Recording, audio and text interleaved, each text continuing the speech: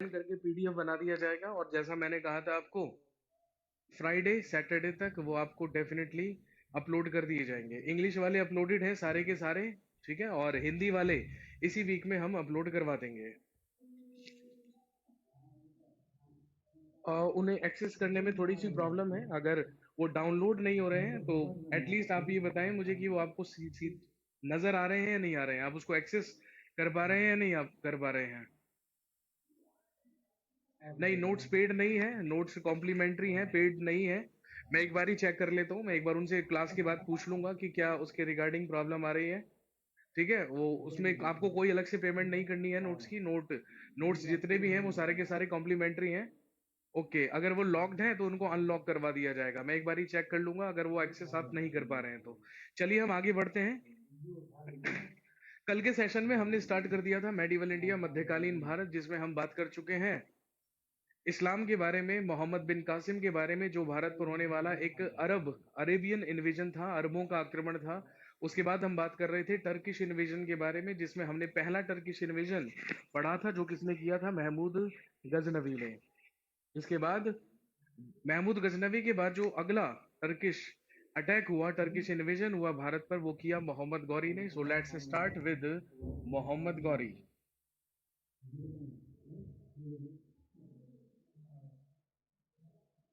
Next Turkish invader हुआ मोहम्मद गौरी।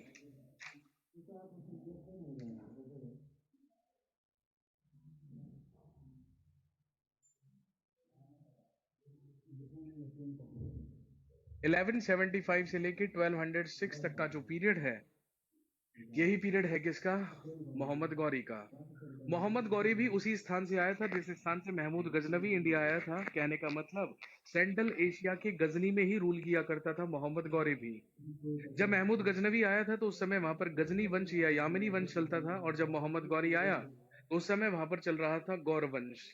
क्योंकि ये गौर वंश से बिलोंग करता था, इसीलिए इसको कहा जाता है मोहम्मद गौरी।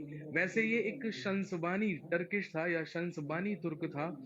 ओरिजिन इसका भी तुर्की था, ये भी एक टर्किश था, ये शंसबानी तुर्क हुआ करता था।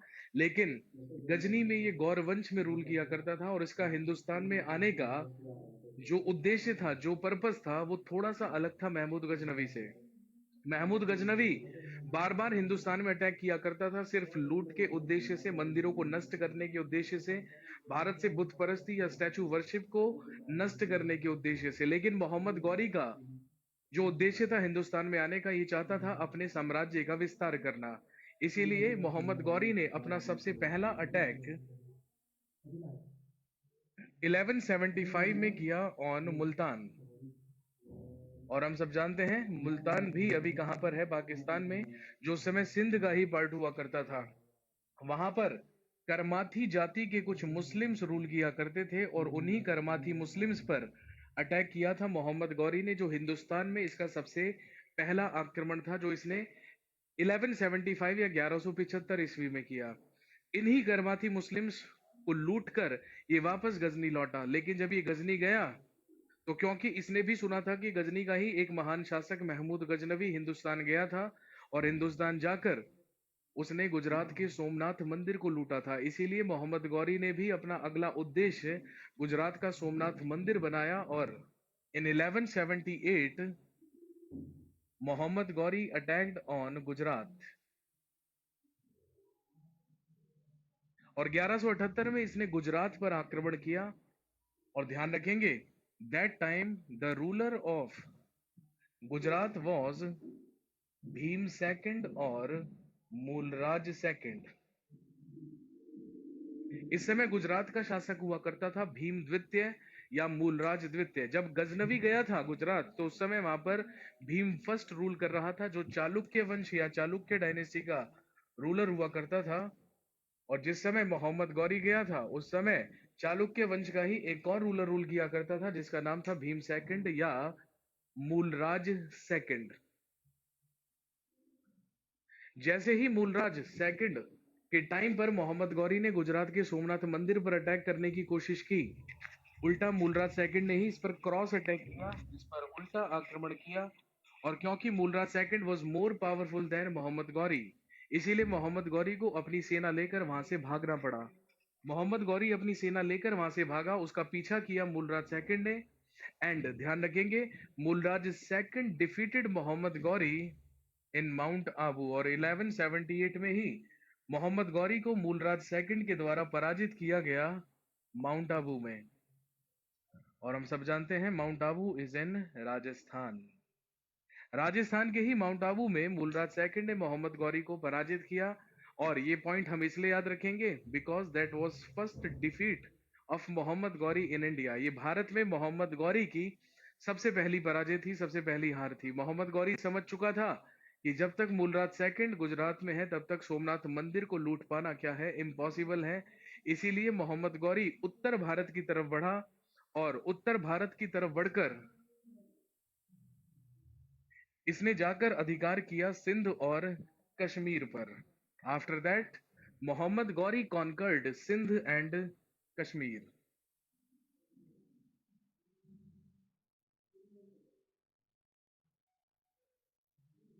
इसके बाद मोहम्मद गौरी ने सिंध और कश्मीर पर अधिकार किया, और सिंध और कश्मीर में ही जाकर रूल करने लगा मोहम्मद गौरी। जब सिंध और कश्मीर पर अधिकार था मोहम्मद गौरी का, तो उसी समय उत्तर भारत में या नॉर्थ इंडिया में एक वंश चलता था जो कहलाता था चौहान वंश या चौहान डायनेस्टी। और चौहान डायनेस्टी विस्तृत थी दिल्ली, अजमेर और राजस्थान के सांभर तक। दिल्ली, अजमेर और सांभर में उस समय एक वंश चलता था जो कहलाता था चौहान वंश या चौहान डायनेस्टी। और इसी चौहान डायनेस्टी में एक रूलर रूल किया करता था जिसका नाम था पृथ्वीराज चौहान। चौहान वंश में ही एक रूलर रूल किया करता था जिसका नाम था पृथ्वीराज चौहान। और इसी पृथ्वीराज चौहान का एक प्रसिद्ध लेखक था जिसका नाम था चंद्रबरदाई। और चंद्रबरदाई ने ही एक प्रसिद्ध पुस्तक लिखी है जिसका नाम है पृथ्वीराज रासो।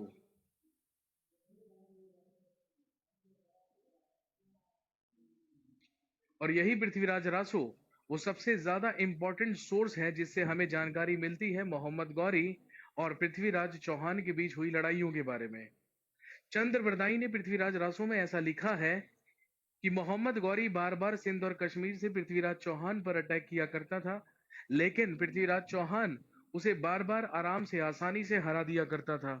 और जैसे ही पृथ्वीराज चौहान से हारता था मोहम्मद गौरी, वो हारते ही उससे माफी मांग लिया करता था।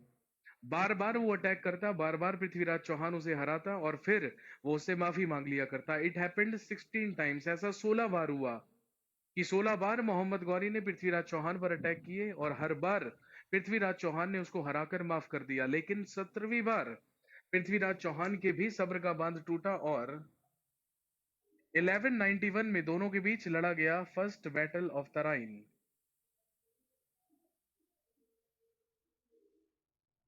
तराइन का प्रथम युद्ध।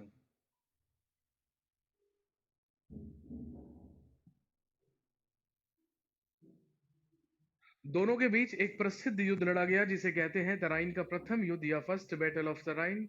और फर्स्ट बैटल ऑफ तराइन में एक बार फिर से पृथ्वीराज चौहान डिफीटेड मोहम्मद गौरी। एक बार फिर से पृथ्वीराज चौहान ने मोहम्मद गौरी को पराजित किया।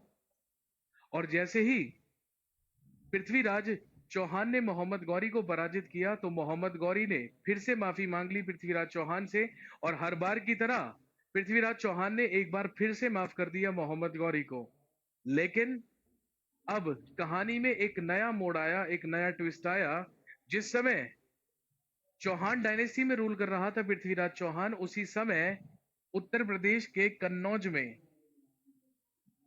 उसी समय उत्तर प्रदेश के कन्नौज में चलता था गढ़वाल वंश। और इस गढ़वाल वंश में एक रूलर रूल किया करता था जिसका नाम था जयचंद। और जयचंद की ही एक बेटी हुआ करती थी जिसका नाम था संयोगिता।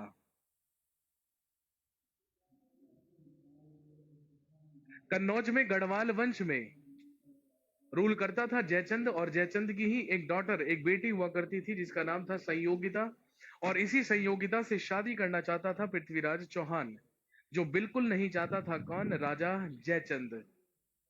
एक बार राजा जयचंद ने अपनी बेटी संयोगिता को स्वयंवर आयोजित करवाया और उस स्वयंवर में सारे के सारे राजाओं को आमंत्रित किया, लेकिन पृथ्वीराज चौहान को नहीं बुलाया जयचंद ने। इसी बात को ईगो पर ले गया पृथ्वीराज चौहान, और पृथ्वीराज चौहान कन्नौज गया और कन्नौज जाकर भरे स्वयंवर से संयोगिता को अगवा करके ले आया और संयोगिता से विवाह कर लिया। इसी बात से नाराज हो गया कौन? जयचंद। और जयचंद ने इस बात का बदला लेने की कसम खाई, और उसने कसम खाई कि वो इस अपमान का बदला पृथ्वीराज चौहान से लेकर रहेगा। और उधर सिंध और कश्मीर में एक बार फिर से अटैक करने की योजना बना रहा था मोहम्मद गौरी। मोहम्मद गौरी कहाँ मानने वाला था? अगले ही साल मोहम्मद गौरी फिर आया और लड़ा गया second battle of Tarain, Tarain का द्वितीय युद्ध।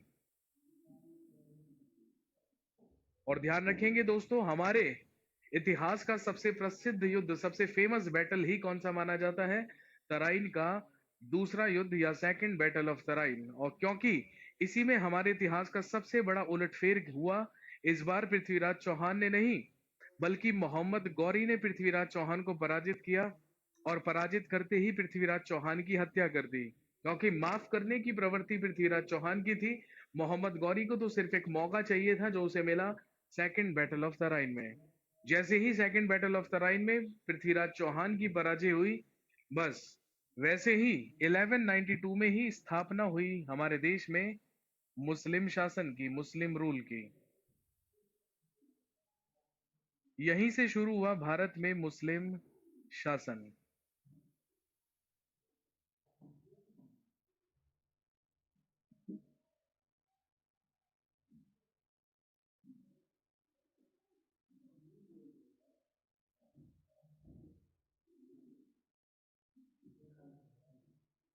और जिस साल तराइन का दूसरा युद्ध लड़ा गया था, उसी साल हमारे देश में एक प्रसिद्ध सूफी संत 1192 में भारत आए थे, जिनको हम जानते हैं ख्वाजा मोइनुद्दीन चिश्ती के नाम से। इसी साल भारत में आए ख्वाजा मोइनुद्दीन चिश्ती, और इन्हीं ख्वाजा मोइनुद्दीन चिश्ती ने भारत में सूफीज्म की स्थापना की। भारत में सूफी मत की स्थापना करने वाले ही कौन थे? ख्वाजा मोइनुद्दीन चिश्ती। इन्होंने अपनी कॉटेज अजमेर में बनाई, ये अजमेर में ही रहे, वहीं पर इन्होंने सूफीज्म का प्रचार किया। और आपसे क्वेश्चन पूछेंगे कि बताइए अजमेर शरीफ की दरगाह किस सूफी संत की कब्र पर है? ख्वाजा मोइनुद्दीन चिश्ती की ही कब्र को कहा जाता है दरगाह अजमेर शरीफ।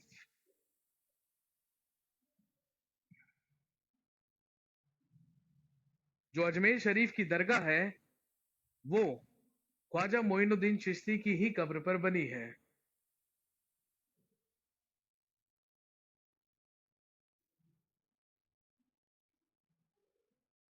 नोट्स के रिगार्डिंग मैं आपको पहले ही बता चुका हूं, नोट्स अपलोडेड हो चुके हैं, लेकिन अगर वो लॉक्ड हैं, ठीक है, तो क्लास के बाद मैं उनको अनलॉक करवा दूंगा, आप उसकी टेंशन बिल्कुल मत लीजिए।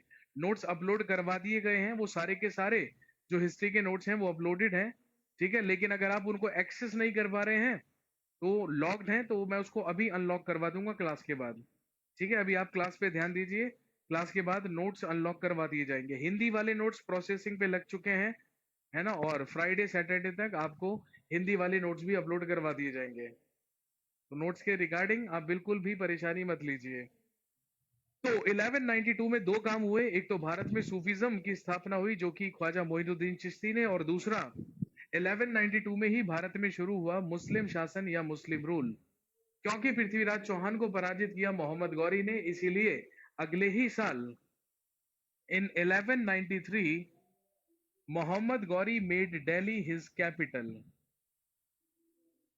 1193 में मोहम्मद गौरी ने दिल्ली को अपनी राजधानी बनाया, और मोहम्मद गौरी की राजधानी बन गई दिल्ली।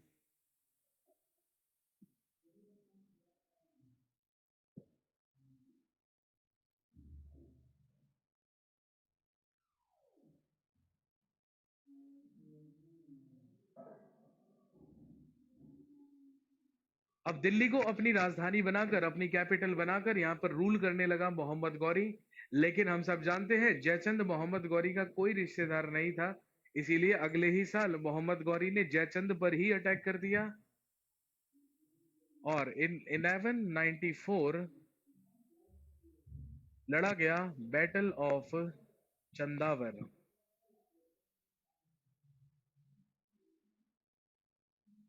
चंदावर का युद्ध, क्योंकि तराइन के दूसरे युद्ध में जयचंद ने ही मोहम्मद गौरी की मदद की थी, इसीलिए मोहम्मद गौरी जयचंद की ही मदद से पृथ्वीराज चौहान को हरा पाया था और पृथ्वीराज चौहान की हत्या की थी मोहम्मद गौरी ने। लेकिन 1194 में ही मोहम्मद गौरी ने जयचंद पर अटैक कर दिया और बैटल ऑफ चंदावर लड़ा गया गौरी और जयचंद के बीच। In this battle Gauri defeated and killed Jaichand. इस युद्ध में गौरी ने जयचंद को पराजित किया। लेकिन बैटल ऑफ चंदावर को जीतने में मोहम्मद गौरी के ही एक गुलाम ने, जो उसका दामाद भी था, जो उसका सन इन लॉ भी था, उसने एक इंपॉर्टेंट रोल प्ले किया। इसका नाम था कुतुबुद्दीन ऐबक।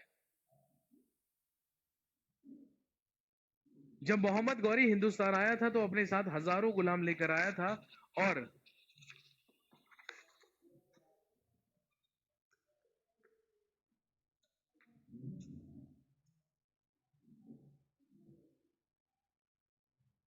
अर्पित हु एस्टेब्लिश्ड दिल्ली, नहीं, दिल्ली को सिर्फ अपनी राजधानी बनाया था मोहम्मद गौरी ने।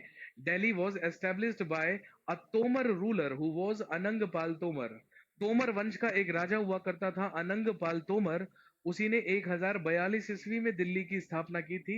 Mohammad Ghori just made Delhi his capital. Mohammad Ghori ने तो सिर्फ उसे अपनी राजधानी बनाया था।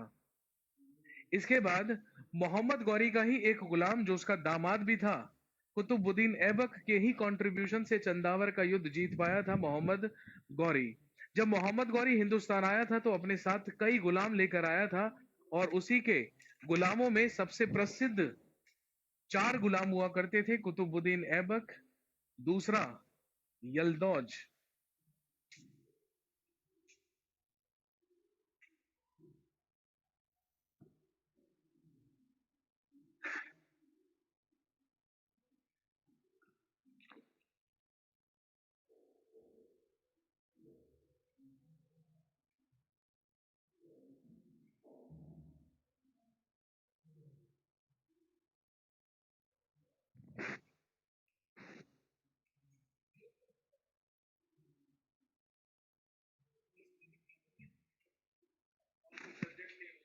और हिंदी इनको बता दो, हिंदी वाले नोट्स आ गए हैं, पीडीएफ बनाए जा रहे हैं, कल से सब अपलोड हो जाएंगे।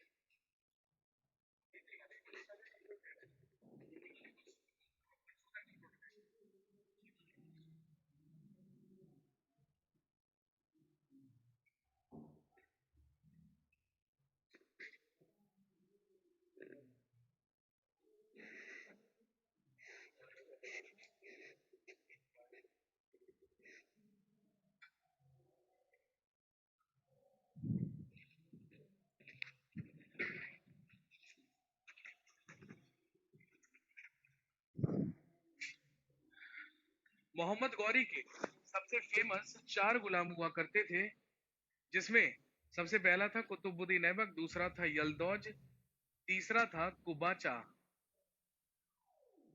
और चौथा था बख्तियार खिलजी।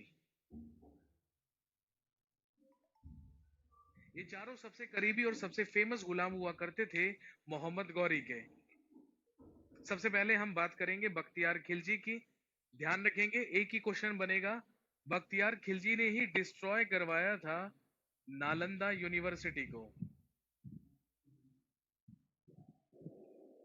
हम सब जानते हैं प्रेजेंट इंडिया की सबसे पुरानी यूनिवर्सिटी कहलाती है नालंदा यूनिवर्सिटी, जो कि बिहार में है।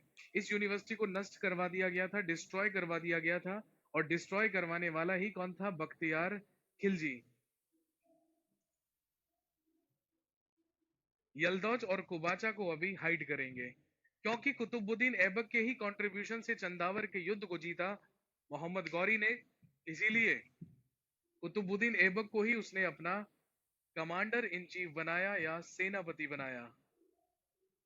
और अब कुतुबुद्दीन ऐबक ही मोहम्मद गौरी का क्या बन गया? सेनापति या कमांडर इन चीफ।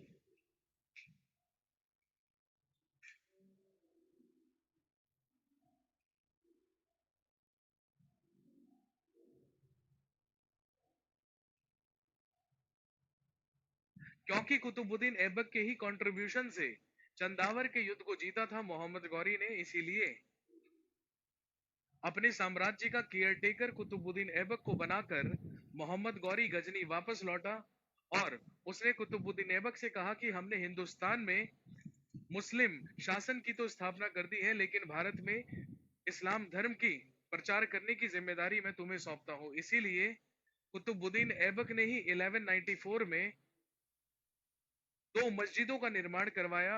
बनवाई गई भारत की सबसे पहली मस्जिद जो कहलाती है कुव्वत उल इस्लाम मस्जिद।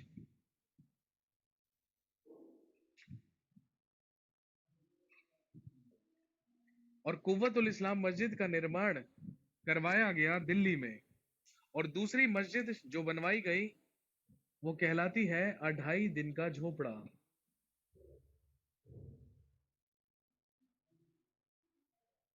जो बनवाई गई अजमेर में। मोहम्मद गौरी तो वापस लौट गया गजनी, लेकिन हिंदुस्तान में उसके साम्राज्य का केयरटेकर बना कुतुबुद्दीन ऐबक।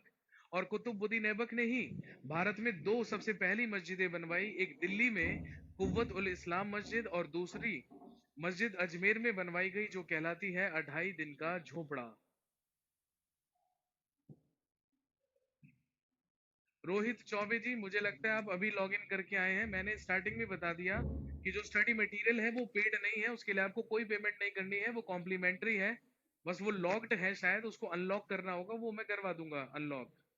ठीक है, उसके लिए आपको अलग से कोई पैकेज नहीं खरीदना है, ना ही उसके लिए कोई पेमेंट करनी है। नोट्स सारे के सारे कॉम्प्लीमेंट्री हैं, उसके लिए कोई अलग से आपको पेमेंट नहीं करनी है।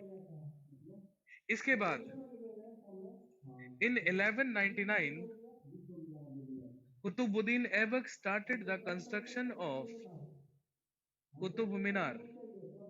1199 में कुतुबुद्दीन ऐबक ने ही कुतुब मीनार का निर्माण शुरू करवाया।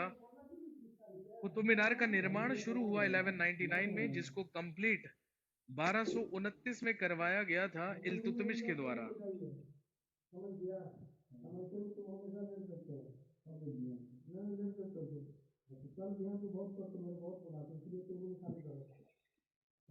कुतुब मीनार की कंस्ट्रक्शन शुरू करवाई थी कुतुबुद्दीन ऐबक ने, लेकिन उसको कंप्लीट उसी के एक गुलाम और दामाद ने करवाया था जिसका नाम था इल्तुतमिश।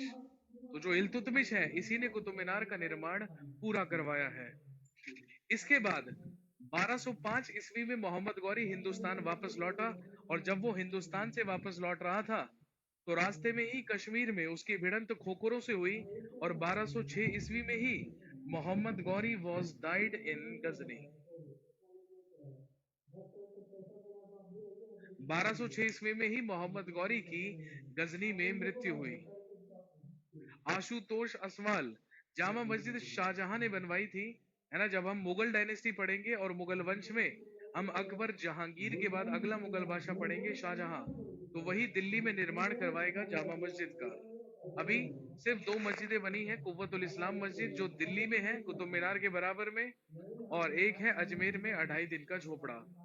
जैसे ही 1206 ईस्वी में मोहम्मद गौरी की डेथ हुई, तो क्योंकि मोहम्मद गौरी का कोई भी बेटा या कोई भी उत्तराधिकारी नहीं था, इसीलिए मोहम्मद गौरी के सिंहासन के 3 दावेदार सामने आए।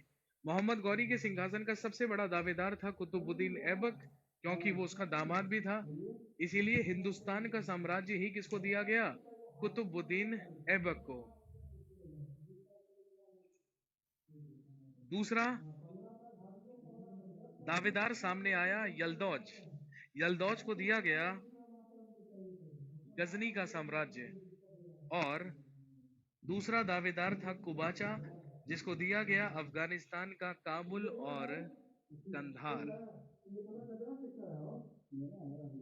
कहने का मतलब मोहम्मद गौरी के साम्राज्य को 3 भागों में विभाजित कर दिया गया, और वो जो 3 भाग थे उसमें हिंदुस्तान मिला कुतुबुद्दीन ऐबक को, गजनी मिला यलदौज को, और काबुल और कंधार मिला किसे? कुबाचा को। लेकिन हम पढ़ रहे हैं इंडियन हिस्ट्री, भारतीय इतिहास, इसीलिए हम बात करेंगे कुतुबुद्दीन ऐबक की। और यही कुतुबुद्दीन ऐबक 1206 ईस्वी में भारत के सबसे पहले मुस्लिम वंश की स्थापना करेगा, जिसको हम कहते हैं गुलाम वंश। और यहीं से हम पढ़ना स्टार्ट करेंगे दिल्ली सल्तनत के बारे में। या अब जो मेडिवल इंडिया रहेगा वो दो पार्ट्स में डिवाइडेड रहेगा, एक दिल्ली सल्तनत और एक मुगल सल्तनत। पृथ्वीराज रासो में गौरी को पृथ्वीराज चौहान के हाथों मारा गया। एक्चुअली चंद्र बरदाई ने पृथ्वीराज रासो में जो कहानी का क्लाइमेक्स है वो चेंज किया है। पृथ्वीराज रासो में चंद्र बरदाई ने ऐसा लिखा है कि पृथ्वीराज चौहान को मोहम्मद गौरी ने मारा नहीं था बल्कि अंधा करवा दिया था, क्योंकि वो एक शब्द भेदी बाण चलाना जानता था। इसीलिए वो अपने साथ चंद्र बरदाई और पृथ्वीराज चौहान को लेकर गजनी चला गया था, और वहीं पर एक शब्द भेदी बाण चलाकर ही पृथ्वीराज चौहान ने, अंधे पृथ्वीराज चौहान ने मोहम्मद गौरी की हत्या की थी।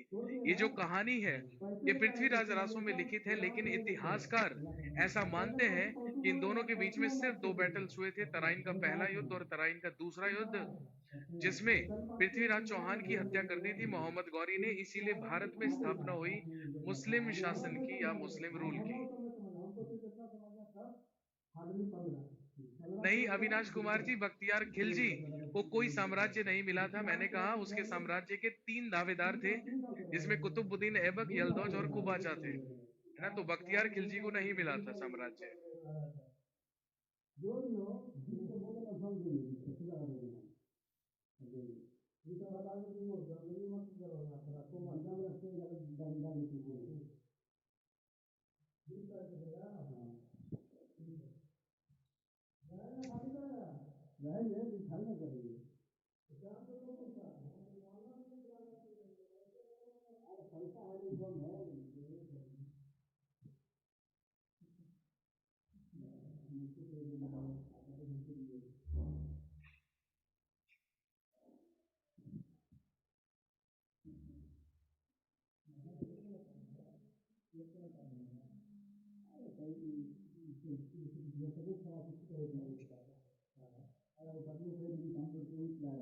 इसके बाद शुरू करते हैं दिल्ली सल्तनत।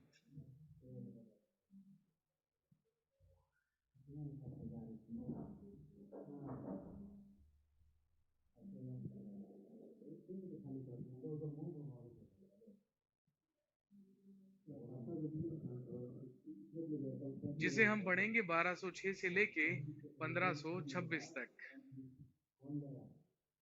और दिल्ली सल्तनत में ही हम सबसे पहली डायनेस्टी पढ़ेंगे, स्लेव डायनेस्टी या गुलाम वंश।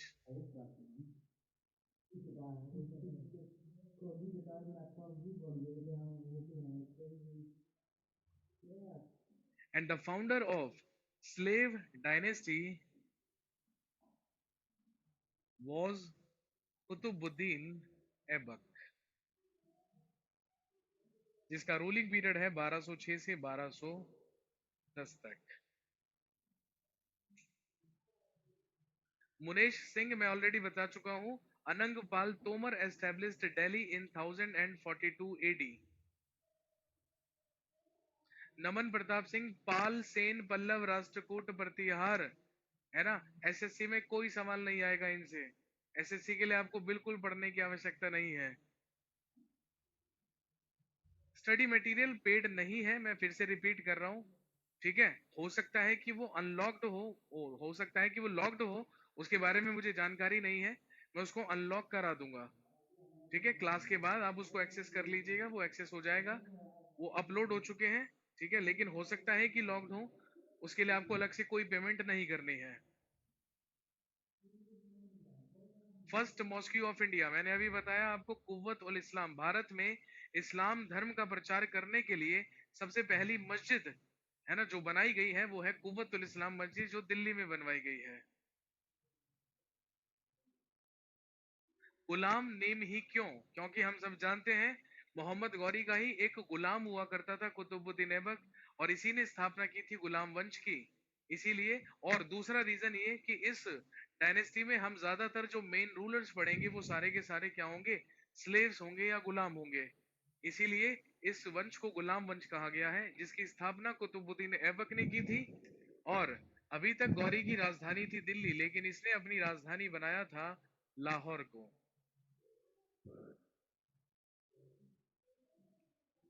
He made Lahore his capital. इसने लाहौर को अपनी राजधानी बनाया था। शासक बनने के बाद कुतुबुद्दीन ऐबक ने अपनी जनता में हजारों रुपयों का, लाखों रुपयों का दान किया। इसने अपनी जनता में लाखों रुपए बांटे। इसीलिए citizens of Lahore gave him the title of Lakh Bakhsh. इसीलिए लाहौर की जनता ने इसे लाख बख्श की उपाधि दी। कुतुबुद्दीन ऐबक को ही लाख बख्श कहा जाता है। आपसे पूछेंगे कुतुबुद्दीन ऐबक में ऐबक का मतलब क्या होता है? ऐबक का मतलब होता है गॉड ऑफ मून या चंद्रमा का देवता।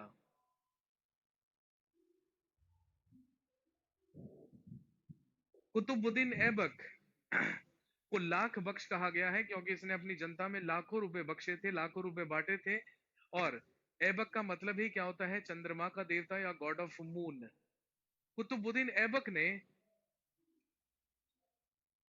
अपने गुलाम इल्तुतमिश को, कुतुबुद्दीन ऐबक का ही एक गुलाम और दामाद हुआ करता था जिसका नाम था इल्तुतमिश। और इसी इल्तुतमिश को कुतुबुद्दीन ऐबक ने गवर्नर बनाया था, राज्यपाल बनाया था बदायूं का। जब कुतुबुद्दीन ऐबक रूल किया करता था दिल्ली सल्तनत में, तो उस समय बदायूं का राज्यपाल इल्तुतमिश हुआ करता था। इतिहास का इकलौता शासक है कुतुबुद्दीन ऐबक जो कभी भी अपने सिंहासन पर नहीं बैठा। इसने कभी भी सुल्तान की उपाधि धारण नहीं की।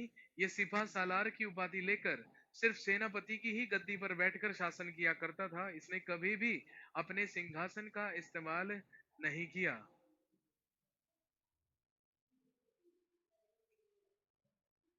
सिर्फ 4 साल तक शासन किया कुतुबुद्दीन ऐबक ने, लेकिन 1210 ईस्वी में जब ये पोलो खेल रहा था या चौगान खेल रहा था, तो पोलो खेलते हुए ही ये अपने घोड़े से नीचे गिरा और घोड़े से गिर जाने के कारण ही कुतुबुद्दीन ऐबक की डेथ हो गई 1210 ईस्वी में। और क्योंकि ये लाहौर में मरा, इसीलिए कुतुबुद्दीन ऐबक का मकबरा, इसका टॉम्ब भी कहां पर है? लाहौर में।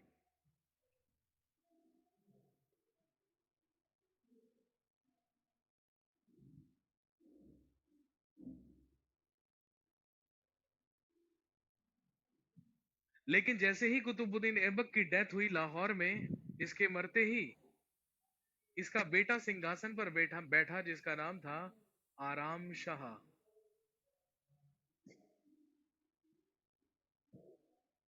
लेकिन आराम शाह कुछ ही महीने शासन कर पाया दिल्ली सल्तनत में या लाहौर में, क्योंकि जैसे ही आराम शाह सिंहासन पर बैठा, ये बात बिल्कुल नहीं पसंद आई किसको? इल्तुतमिश को, जो इस समय बदायूं का राज्यपाल था। इसीलिए इल्तुतमिश बदायूं से अपनी सेना लेकर लाहौर की तरफ बढ़ा और लाहौर से डिफेंड करने के लिए आया आराम शाह। और रास्ते में ही पंजाब में दोनों के बीच लड़ाई हुई जिसमें इल्तुतमिश किल्ड आराम Shah and he himself became the next ruler of slave dynasty. आराम शाह की ही हत्या करके सिंहासन पर बैठा इल्तुतमिश।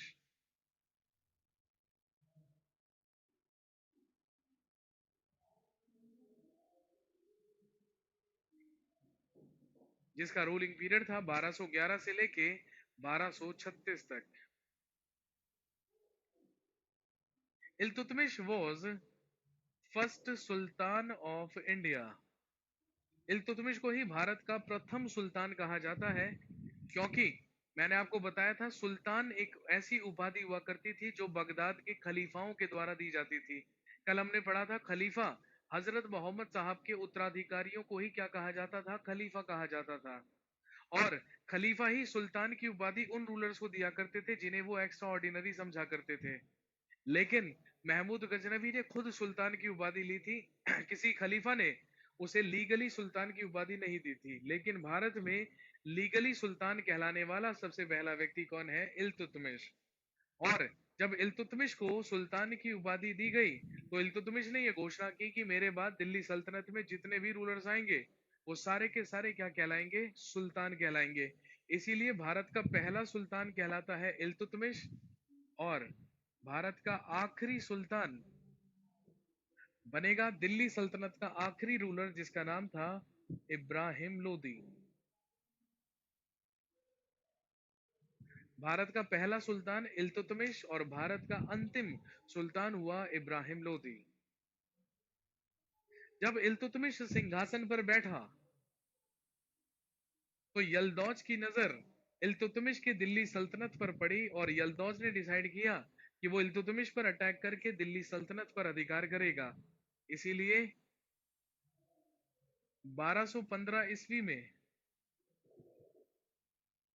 लड़ा गया third battle of Tarain.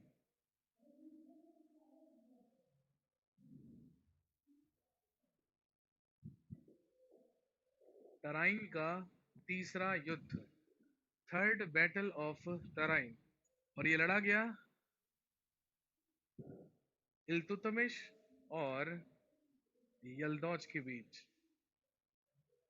Iltutmish और यल्दौज के बीच लड़ा गया थर्ड बैटल ऑफ तराइन या तराइन का तीसरा युद्ध, इन विच इल्तुतमिश डिफीटेड यल्दौज, जिसमें इल्तुतमिश ने यल्दौज को पराजित किया। और यल्दौज का दिल्ली सल्तनत पर अधिकार करने का सपना सपना ही रहने दिया किसने? इल्तुतमिश ने। इस युद्ध में इल्तुतमिश ने हराया था यल्दौज को, इसीलिए यल्दौज वापस लौट गया था गजनी जहां से वो आया था। इल्तुतमिश के ही शासनकाल में अगली इंपॉर्टेंट घटना घटित हुई। इल्तुतमिश के ही रूलिंग पीरियड में 1221 में हुआ invasion of Genghis Khan. Invasion of Genghis Khan या चंगेज खां का आक्रमण।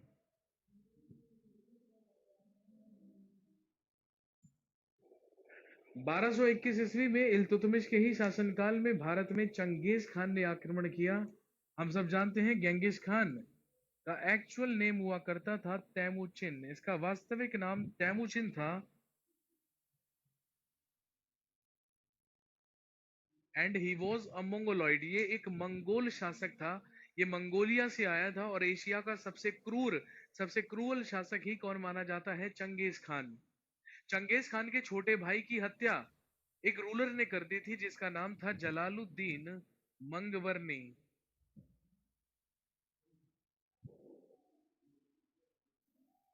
और इसके छोटे भाई की हत्या करके ये जलालुद्दीन मंगवर्नी भागा था जान बचाने के लिए हिंदुस्तान की तरफ। इसीलिए चंगेज खान मंगवर्नी के पीछे आया था सिंध तक। लेकिन मंगवर्नी जब सिंध पहुंचा तो मंगवर्नी ने इल्तुतमिश से मदद मांगी। लेकिन जब चंगेज खान को पता चला कि मंगवर्नी इल्तुतमिश से ही मदद मांग रहा है, तो चंगेज खान ने इल्तुतमिश को यह चेतावनी दी कि अगर उसने मंगवर्नी की मदद करने की कोशिश की तो वो दिल्ली सल्तनत पर अटैक करके उसे भी क्या कर देगा? डिस्ट्रॉय कर देगा। इसीलिए इल्तुतमिश ने मंगवर्नी की मदद नहीं की और चंगेज खान 1221 में आया। और 1221 में आकर, अंशु कुमार जी अगर आप नोट्स डाउनलोड नहीं कर पा रहे हैं तो मैं ड्यूरिंग क्लास आपकी कैसे मदद कर सकता हूं, मुझे ये बताइए। मैं ड्यूरिंग क्लास आपकी कैसे मदद करूं अगर आप नोट्स डाउनलोड नहीं कर पा रहे हैं? ठीक है, मैं 10 बार ऑलरेडी रिपीट कर चुका हूं। ठीक है, कि हो सकता है नोट्स लॉक्ड हो, मुझे नहीं मालूम है इसके बारे में। ठीक है, जैसे ही क्लास ओवर हो जाएगी, ठीक है, वो एक्सेसिबल मैं करवा दूंगा, उनको अनलॉक करवा दूंगा, फिर उसके बाद आप उसको एक्सेस कर लीजिएगा। ठीक है, अभी मुझे ये बताइए, ये लाइव क्लास चल रही है और इस समय है ना लाइव क्लास में पढ़ाते पढ़ाते है ना मैं आपकी कैसे मदद करूं, सबसे पहले बताइए। ठीक है, आप अभी आए हैं लॉगिन करके, अगर आप अभी आए हैं लॉगिन करके तो दैट्स योर फॉल्ट यार। इसमें मैं आपकी कैसे मदद करूंगा बताइए। ठीक है, या तो मेरे पास यही तरीका है कि मैं क्लास को बीच में छोड़ के पहले 10-15 मिनट के लिए गायब हूं, पहले आपके नोट्स अपलोड करवाऊं। ठीक है, उसके बाद यहाँ पर आकर मैं क्या करूं, दोबारा से पढ़ाना स्टार्ट करूं। नहीं, सूरज पांडे जी जो तैमूचिन था वो बाबर का फादर नहीं था, वो बाबर का पूर्वज था। Babur was fifth successor of Temujin. जो चंगेज खान था, जो तैमूचिन था, उसका पांचवा वंशज हुआ करता था बाबर, वो उसका पिता नहीं था। बाबर के पिता का नाम तो उमर शेख मिर्जा था। उमर शेख मिर्जा का बेटा हुआ करता था बाबर। लेकिन जो बाबर है ना, वो जो चंगेज खान था माता की तरफ से, बाबर चंगेज खान का 14वां वंशज था और तैमूर का 5वां वंशज हुआ करता था बाबर। हम पढ़ेंगे आगे जब हमें, है ना, हम जैसे जैसे आगे पहुंचेंगे वो वैसे वैसे हमें वो पता चलेगा। क्योंकि मंगबरनी की मदद नहीं की इल्तुतमिश ने, इसीलिए चंगेज खान ने आकर सिंध में मंगबरनी को हराया, मंगबरनी की हत्या की, और जैसा उसने वादा किया था वो सिंध से ही वापस लौट गया, कहां पर, मंगोलिया। लेकिन चंगेज खान का हिंदुस्तान में प्रवेश कर जाना ही एक ऐतिहासिक घटना थी। इसीलिए आप याद रखेंगे कि चंगेज खान ने इल्तुतमिश के ही शासनकाल में इंडिया में अटैक किया था, जो हुआ था 1221 में। रोशन कुमार जी, जो गेंगिस खान था, ये एक मंगोल शासक था। He was from Mongolia. ये मंगोलिया का वासी था, ये मंगोलिया का रूलर हुआ करता था। इसके बाद अगली चीज आप ध्यान रखेंगे, इल्तुतमिश ने अपने शासनकाल में चांदी और तांबे के सिक्के चलवाए थे। चांदी के सिक्कों को कहा जाता था टंका या टका, और तांबे का सिक्का कहलाता था जीतल। चांदी का टंका और तांबे का जीतल। और ध्यान रखेंगे, पूरी दिल्ली सल्तनत में जो मेन करेंसी चलेगी, है ना, वो होगी ही क्या, चांदी का टंका और तांबे का जीतल।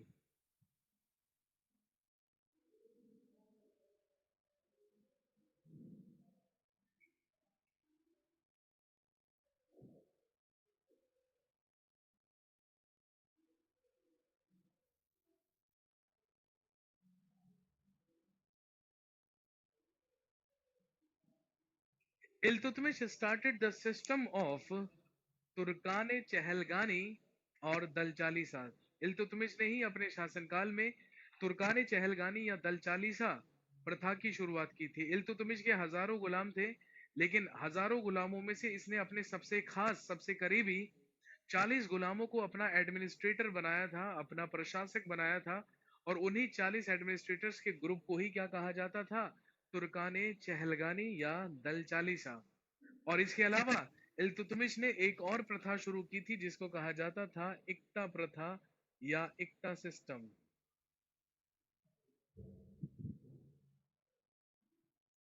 इल्तुतमिश के शासनकाल में सोल्जर्स को, सैनिकों को कोई भी नकद वेतन या सैलरीज नहीं मिलती थी, बल्कि युद्ध के बाद लूटी हुई संपत्ति और हड़पी हुई जमीनें ही सैनिकों में बांट दी जाती थी। तो युद्ध के बाद सैनिकों को दिए जाने वाले प्रांत ही क्या कहलाते थे, इक्ता। कहने का मतलब दिल्ली सल्तनत में एक राज्य को या एक प्रोविंस को ही क्या कहा जाता था, इक्ता। और उस प्रोविंस के अधिकारी को, उस प्रांत अधिकारी को कहा जाता था इक्तेदार। वो कहलाता था वहां का इक्तेदार। और अब उस प्रांत से जितना भी रेवेन्यू जनरेट हुआ करता था, जितना भी टैक्स वसूला जाता था, वो सारा का सारा वहां का कौन करता था, इक्तेदार करता था। और वहां से रेवेन्यू जनरेट करना ही, टैक्स वसूल करना ही कहलाता था इक्तेदारी। तो कहने का मतलब, दिल्ली सल्तनत में प्रांत को कहेंगे इक्ता, प्रांत अधिकारी को कहेंगे इक्तेदार, और वहां से रेवेन्यू जनरेटिंग सिस्टम को क्या कहा जाएगा, इक्तेदारी। इसके बाद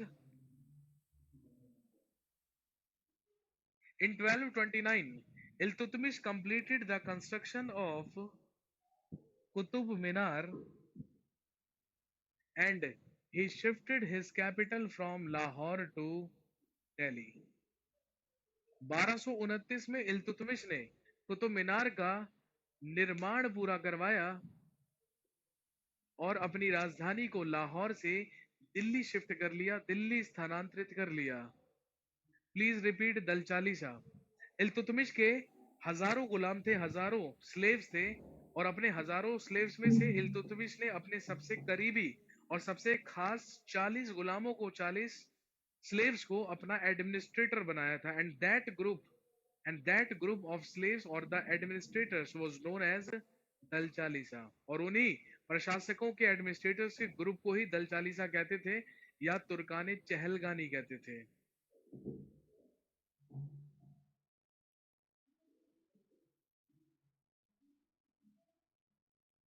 जो लैंड मेजरमेंट्स हैं, है ना, वो अलग अलग डायनेस्टीज में अलग अलग सुल्तानों के टाइम पर अलग अलग रहेगी। वो हम जैसे जैसे सुल्तानों के बारे में पढ़ते रहेंगे, है ना, वो वैसे वैसे ही क्या होती रहेगी, हम डिस्कस करते रहेंगे। इसके बाद इल्तुतमिश के 4 बेटे हुआ करते थे, लेकिन चारों बेटों में से इल्तुतमिश किसी को भी कैपेबल या योग्य नहीं समझा करता था अपना उत्तराधिकारी घोषित करने के लिए।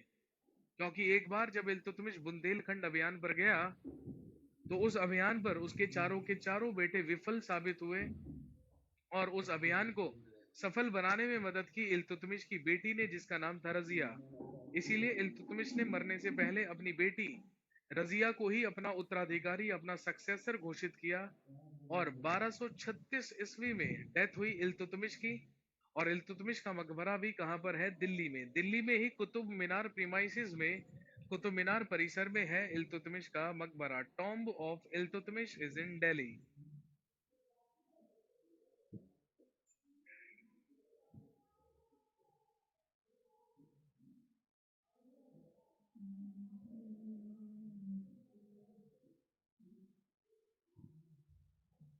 जैसे ही इल्तुतमिश मरा, इसके मरते ही इसका सबसे बड़ा बेटा सिंहासन पर बैठा, जिसका नाम था रुकनुद्दीन फिरोज शाह।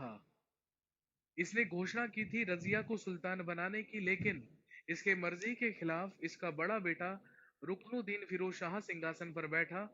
लेकिन जैसे ही सिंहासन पर बैठा, इस बात का विरोध किया रजिया ने, और रजिया ने विरोध करके दिल्ली की जनता की मदद से रुकनुद्दीन फिरोज शाह की हत्या करवाई। और रुकनुद्दीन फिरोज शाह की हत्या करवाकर ही दिल्ली के सिंहासन पर बैठी रजिया सुल्तान। 1236 से 1240 तक दिल्ली सल्तनत में शासन किया सुल्तान के रूप में रजिया सुल्तान ने।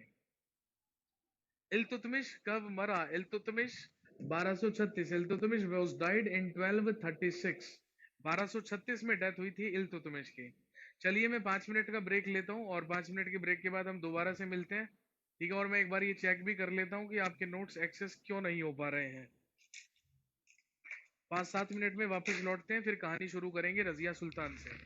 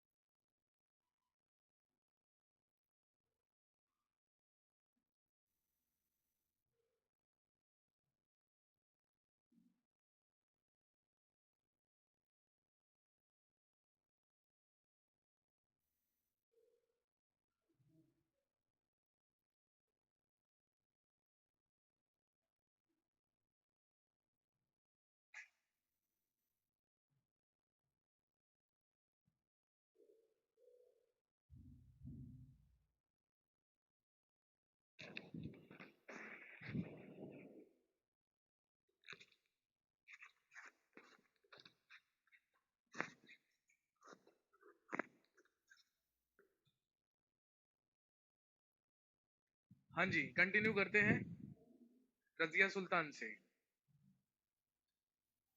इल्तुतमिश के मरने के बाद उसका बड़ा बेटा उसकी मर्जी के खिलाफ सिंहासन पर बैठा था, जिसका नाम था रुकनुद्दीन फिरोज शाह। लेकिन दिल्ली की जनता रजिया के साथ थी, इसीलिए रुकनुद्दीन फिरोज शाह की हत्या करवाई गई और सिंहासन पर बिठाया गया रजिया को। और ये रजिया सुल्तान के नाम से सिंहासन पर बैठी। जिस समय रजिया को सुल्तान बनाया गया था, उस समय औरतों को हिजाबों में या पर्दों में रहना होता था, लेकिन पूरी तरीके से पर्दा प्रथा का त्याग किया था रजिया ने। ये सर पर टोपी लगाया करती थी, कोट पहना करती थी, मर्दों की पोशाकें पहनकर दरबार लगाकर न्याय भी किया करती थी। और इसकी इसी बोल्डनेस की वजह से लोग इसको रजिया बेगम नहीं बल्कि रजिया सुल्तान कहा करते थे। जैसे ही रजिया सुल्तान सिंहासन पर बैठी, इसके खिलाफ बगावत की इसी के दूसरे नंबर के भाई ने, जिसका नाम था बहराम शाह।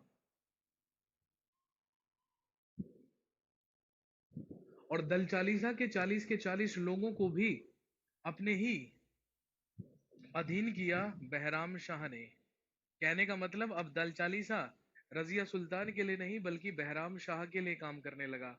बहराम शाह ही कंट्रोल कर रहा था किसको? दल चालीसा के 40 लोगों को। रजिया सुल्तान ने अपने शासनकाल में ऐतकीन नाम के व्यक्ति को अपना गवर्नर बनाया या इक्तेदार बनाया बदायूं का। और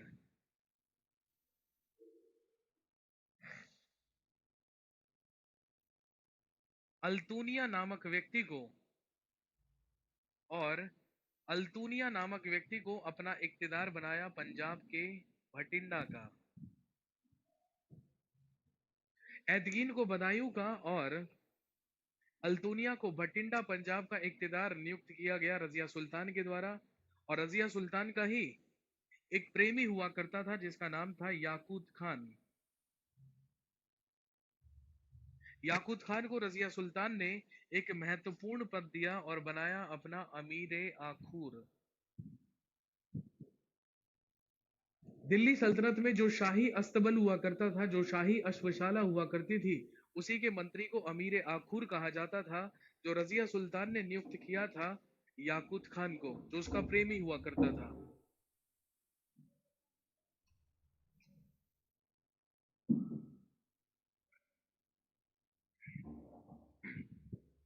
जब रजिया सुल्तान शासन कर रही थी दिल्ली में, तो सारे के सारे लोग इसकी आलोचना कर रहे थे, इसके अगेंस्ट हो रहे थे और इसी के अगेंस्ट रणनीतियां या स्ट्रेटजीज बना रहे थे कि किसी तरीके से रजिया सुल्तान की हत्या करवाई जाए। और बहराम शाह चाहता था खुद दिल्ली का अगला सुल्तान बनना। जब रजिया सुल्तान दिल्ली में शासन कर रही थी, तो उसी के पंजाब के भटिंडा के इक्तेदार अल्तूनिया ने उसके खिलाफ एक विद्रोह कर दिया और उसे सुल्तान मानने से इनकार कर दिया। 1240 में हुआ रिवोल्ट ऑफ अल्तूनिया।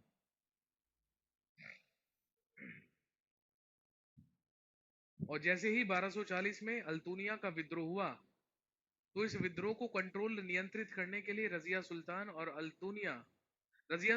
और याकूत खान दोनों अपनी सेना लेकर पंजाब गए।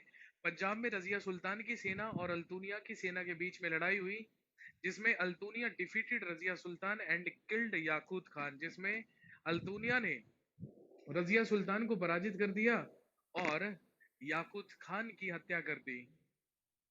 और इसके बाद रजिया सुल्तान को अरेस्ट कर लिया गया अल्तूनिया के द्वारा। जैसे ही रजिया सुल्तान अरेस्ट हुई, वैसे ही खुशी का ठिकाना नहीं रहा बहराम शाह का, और दिल्ली के सिंहासन पर 1240 में बैठा बहराम शाह।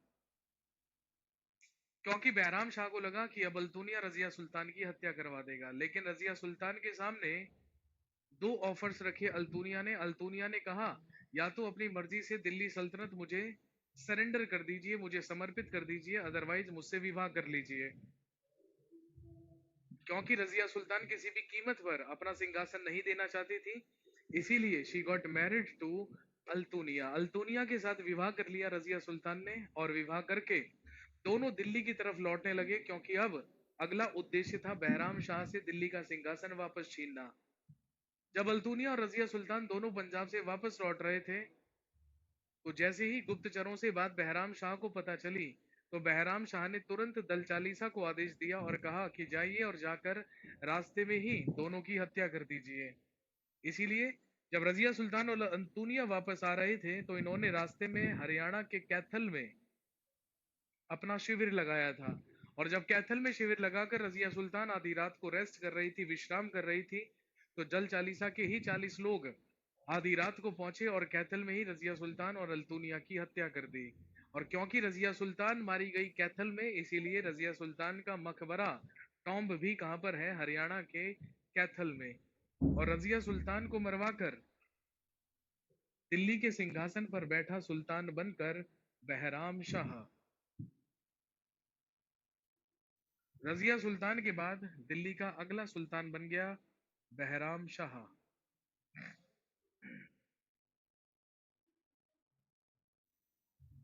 1240 से 1242 तक केवल 2 साल के लिए दिल्ली का सुल्तान बना बहराम शाह। लेकिन जैसे ही सुल्तान बना, दिमाग में एक ही बात आई, अगर मैं तल चालीसा की मदद से रजिया सुल्तान की हत्या करवा सकता हूं तो ये काम कोई मेरे साथ भी कर सकता है, क्योंकि अब मैं खुद ही क्या हूं? दिल्ली का सुल्तान। इसीलिए बहराम शाह ने एक पोस्ट बनाई जिसे कहा जाता था नायब ए मुमलकात। बहराम शाह ने एक नया पद बनाया जो कहलाता था नायब ए मुमलकात, जो दिल्ली सल्तनत के दल चालीसा का हेड हुआ करता था, लेकिन सुल्तान के अधीन रहकर ही काम किया करता था। और दिल्ली सल्तनत का पहला नायब ए मुमलकात बनाया गया एतगीन को। एतगीन जो अभी तक बदायूं का राज्यपाल था या इक्तेदार था, इसी को नायब ए मुमलकात बनाया गया, जो हेड हुआ करता था दल चालीसा के 40 लोगों का। अमीर ए आखुर, दिल्ली सल्तनत में जो अस्तबल हुआ करते थे, जो शाही अस्तबल या शाही अश्वशाला हुआ करती थी, जहां पर घोड़ों का रख रखाव किया जाता था, उसी डिपार्टमेंट के मंत्री को कहा जाता था अमीर ए आखुर, जो बनाया गया था याकुत खान को। तो बहराम शाह के समय में सबसे पहला ये काम हुआ कि इसने एक नई पोस्ट बनाई, एक नया पद बनाया, जिसे नायब मुमलकात कहा जाता था, जो अपॉइंट किया गया था एतकीन को। और बहराम शाह के ही शासनकाल में 1241 में हुआ सेकंड अटैक ऑफ मंगोलॉइड्स, मंगोलों का दूसरा आक्रमण।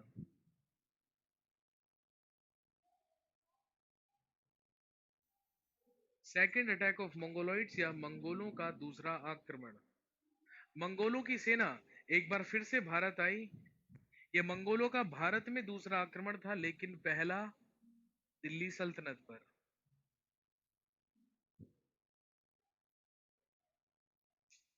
इसमें दिल्ली सल्तनत की सेना ने मंगोलों को पराजित किया और मंगोलों की सेना वापस लौट गई। ये दोनों काम हुए थे बहराम शाह के समय में। 2 साल तक बहराम शाह दिल्ली का सुल्तान रहा और इसी के छोटे भाई ने इसकी हत्या करवाकर सिंहासन हासिल किया, जिसका नाम था मसूद खान, सॉरी मसूद शाह।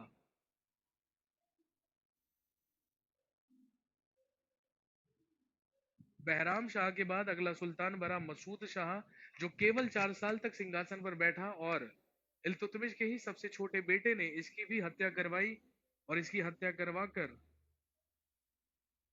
सिंहासन पर बैठा नसीरुद्दीन महमूद,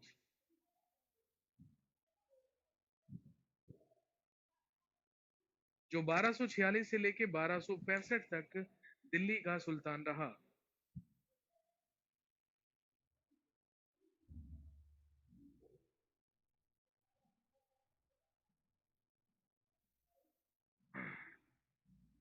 जब नसीरुद्दीन महमूद दिल्ली का सुल्तान बना, तो नसीरुद्दीन महमूद ने ही अपना प्रधानमंत्री या वजीर बनाया बलबन को, और इसने बलबन को ही एक उपाधि दी और बलबन को कहा उलूग खान। बलबन का ही दूसरा नाम है उलूग खान।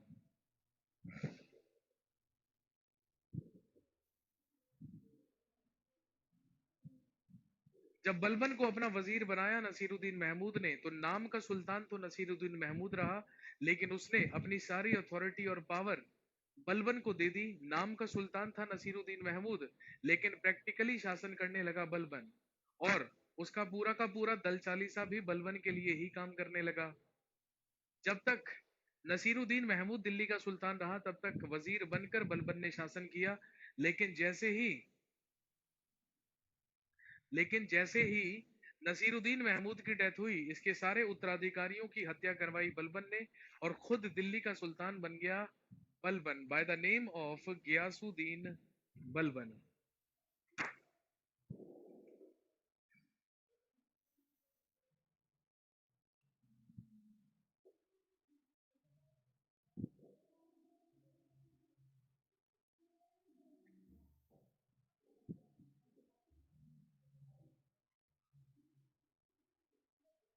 1265 से 1287 तक दिल्ली सल्तनत के गुलाम वंश में रूल किया गयासुद्दीन बलबन ने। जैसे गौरी का गुलाम कुतुबुद्दीन ऐबक था और कुतुबुद्दीन ऐबक का गुलाम इल्तुतमिश, वैसे ही इल्तुतमिश का ही गुलाम हुआ करता था कौन? बलबन। जब इल्तुतमिश ने दल चालीसा शुरू किया था तो दल चालीसा का ही एक मेंबर हुआ करता था बलबन, लेकिन अपनी सर्विसेज से प्रभावित करके उसने पद हासिल कर लिया था वजीर का। और अब बलबन ही खुद क्या बन गया? दिल्ली का सुल्तान। और सबसे पहला ही काम बलबन ने क्या किया? दल चालीसा का अंत। बलबन एबोलिश्ड द सिस्टम ऑफ दल चालीसा। बलबन ने ही दल चालीसा प्रथा का अंत किया और 40 के 40 दल चालीसा के मेंबर्स को एक साथ मरवा डाला। किसने? बलबन ने। लेकिन जैसे ही इसने दल चालीसा के 40 लोगों को मरवाया, दिल्ली की जनता ने इसके खिलाफ एक विद्रोह किया। लेकिन ये अच्छी तरीके से जानता था कि उस विद्रोह को कैसे कंट्रोल करना है, इसलिए Balban started the policy of iron and blood in Delhi. Balban ने दिल्ली में लौह एवं रक्त की नीति अपनाई।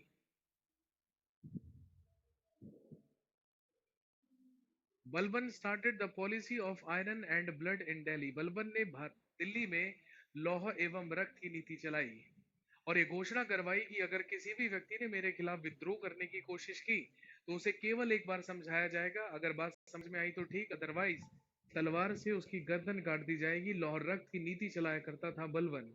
और जनता को और ज्यादा आतंकित रखने के लिए ही started the system of sijda and paibos. Balban ने सिजदा और पाइबोस प्रथा की शुरुआत की। बलबन ने ऐलान करवाया कि जो भी व्यक्ति मेरे सामने आएगा वो मेरे सामने सिजदा करेगा, सर झुकाएगा और लेटकर मेरे पांव को चूमेगा। सुल्तान के आगे सर झुकाना कहलाता था सिजदा और लेटकर सुल्तान के पांव चूमना ही कहलाता था पायबोस। ये प्रथा भी बलबन ने ही शुरू की थी। बलबन ने ही अपने शासनकाल में एक नए त्योहार को मनाने की शुरुआत की जिसे कहा जाता था नवरोज, जो हुआ करता था पर्शियन न्यू ईयर या फारसी नववर्ष। फारसी नववर्ष को ही कहा जाता था नवरोज, जिस त्योहार को मनाने की शुरुआत भी किसने की थी? बलबन ने। और अगला पॉइंट आप याद रखेंगे कि बलबन के ही शासनकाल में 1287 में मंगोलों का तीसरा आक्रमण हुआ, थर्ड अटैक ऑफ मंगोलॉइड्स।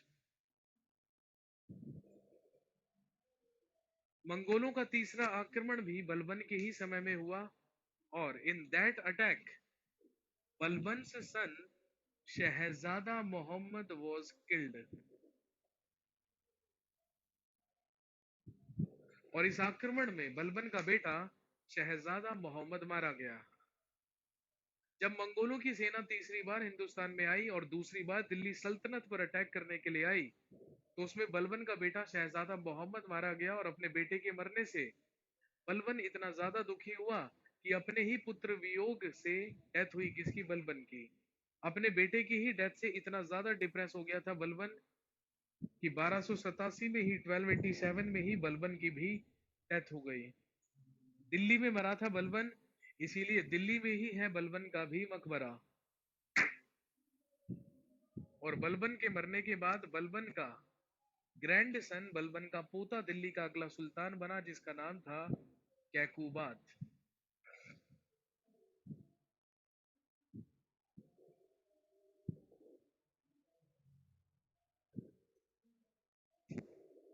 1287 से 1290 तक दिल्ली का सुल्तान रहा कैकूबाद, जो बलबन का ही पोता हुआ करता था या शहजादा मोहम्मद का बेटा हुआ करता था। लेकिन ये बहुत ही कमजोर, अयोग्य और डरपोक सुल्तान था। इसीलिए इसके डरपोक होने का फायदा उठाया पंजाब के ही एक इक्तेदार ने, जिसका नाम था मलिक फिरोज। इसी का पंजाब का एक इक्तेदार हुआ करता था मलिक फिरोज। इसी मलिक फिरोज ने 1290 में कैकुबात की हत्या की, और कैकुबात की हत्या करके इसी मलिक फिरोज ने दिल्ली सल्तनत में एक और वंश की स्थापना की, जिसको हम कहते हैं खिलजी वंश। और यही मलिक फिरोज जलालुद्दीन फिरोज खिलजी के नाम से दिल्ली का अगला सुल्तान बना। फर्स्ट अटैक ऑफ मंगोलॉइड्स, मैंने बताया था चंगेज खान कहां से आया था, मंगोलिया से, उसी को कहा जाता है फर्स्ट अटैक ऑफ मंगोलॉइड्स। पाइबोस, सिजदा का मतलब था घुटनों के बल बैठकर सुल्तान के सामने सर झुकाना, और पाइबोस का मतलब हुआ करता था सुल्तान के लेटकर सुल्तान के पैरों को चूमना ही कहलाता था पाइबोस। तो सर झुकाना मतलब है सिजदा करना, और लेटकर पांव चूमने का मतलब है पाइबोस करना। ये प्रथा भी शुरू की गई थी बलबन के द्वारा। तो फाइनली 1290 में स्लेव डायनेस्टी खत्म हुई, और मलिक फिरोज ने ही दिल्ली सल्तनत में एक नए वंश की स्थापना की, जिसको हम कहते हैं खिलजी वंश या खिलजी डायनेस्टी।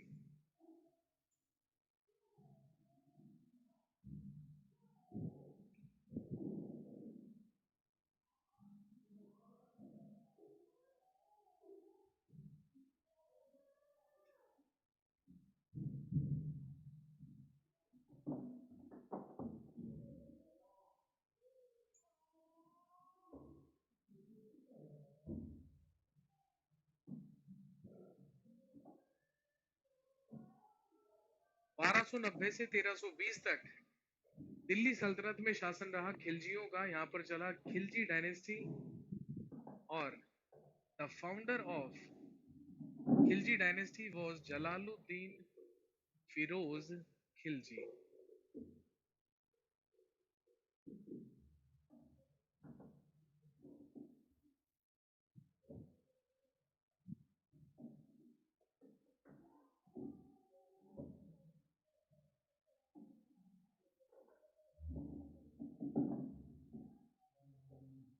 और इसकी स्थापना की जलालुद्दीन फिरोज खिलजी ने। चलिए मैं आपके क्वेश्चंस देख लेता हूं, आप क्वेश्चंस पूछ लीजिए फटाफट से, जो जो क्वेश्चन है। नहीं अजय कुमार जी, मंगोलों के तीसरे आक्रमण के समय तैमूर नहीं आया था। तैमूर 1398 में आएगा, अभी तैमूर को आने में समय है। जो तैमूर था वो बेसिकली तुर्की का शासक हुआ करता था, और जो चंगेज खान था या तैमुचिन, वो मंगोलिया का शासक हुआ करता था।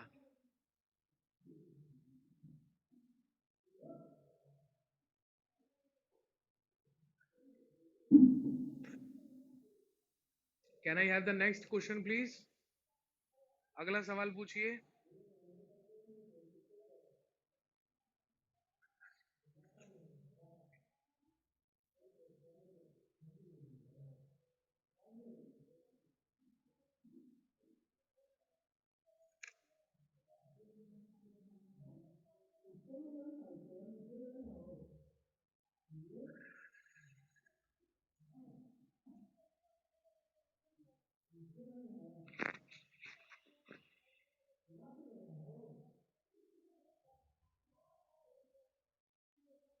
इल्तुतमिश का बड़ा बेटा रुकनुद्दीन फिरोज शाह हुआ करता था, उसके बाद था बहराम शाह।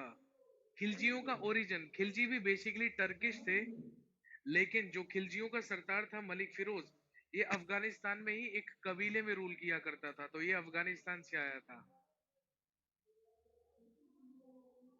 मंगोलियंस है ना, मंगोलॉइड्स का जो पहला अटैक था वो इल्तुतमिश के शासनकाल में हुआ था। चंगेज खान आया था मंगोलों के पहले आक्रमण में।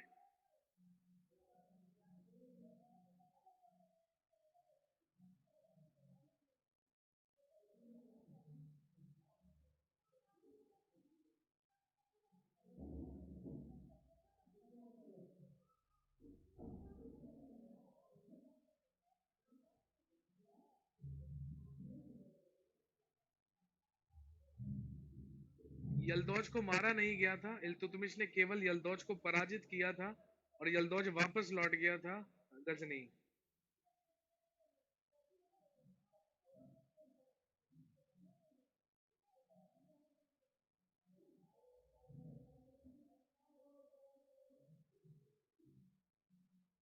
दिल्ली सल्तनत का रियल फाउंडर कहा जाता है इल्तुतमिश को. Founder was Qutubuddin Aibak but the actual founder और the real founder was Iltutmish. मंगोलों का बार बार दिल्ली पर अटैक करने का उद्देश्य है ना अपने साम्राज्य का विस्तार करना था और भारत में हिंदुस्तान में लूट करने के लिए बार बार आया करते थे मंगोलॉइड्स. खिलजी पद्मावती को कब पकड़ेगा? खिलजी पद्मावती को हाथ भी नहीं लगा पाएगा मुकेश कुमार जी.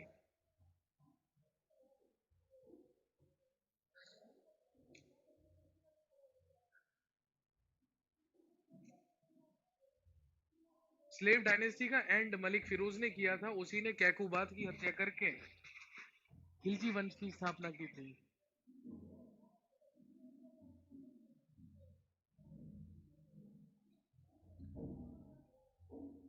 हाँ जी सूरज पांडे जी, जलालुद्दीन खिलजी ही मलिक फिरोज है. जलालुद्दीन फिरोज खिलजी का ही वास्तविक नाम मलिक फिरोज था.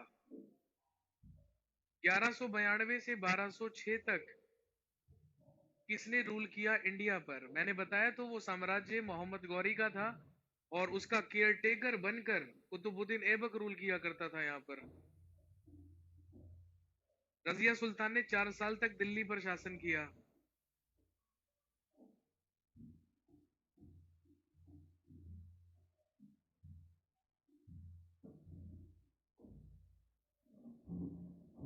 मुनेश सिंह. मंगोलॉइड्स का पहला अटैक इल्तुतमिश के समय में, दूसरा बहराम शाह के समय में और तीसरा बलबन के समय में हुआ. ख्वाजा मोइनुद्दीन चिश्ती एक प्रसिद्ध सूफी संत हैं जिन्होंने भारत में सूफीज्म की स्थापना की थी. बहुत तेजी से आपके क्वेश्चंस ऊपर जा रहे हैं तो इसलिए मैं सारे क्वेश्चंस पढ़ नहीं पा रहा हूँ.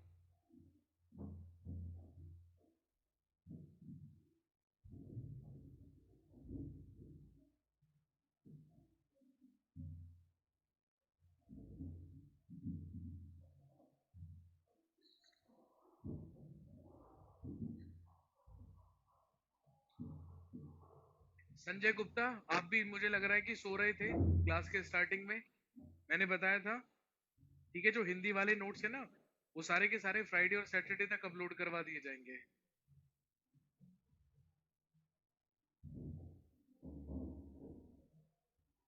नमन प्रताप सिंह दीवाने कोही. कृषि विभाग को और सिंचाई विभाग को कहा जाता था दीवाने कोही. ये हम पढ़ेंगे जब हम तुगलक्स के बारे में पढ़ेंगे.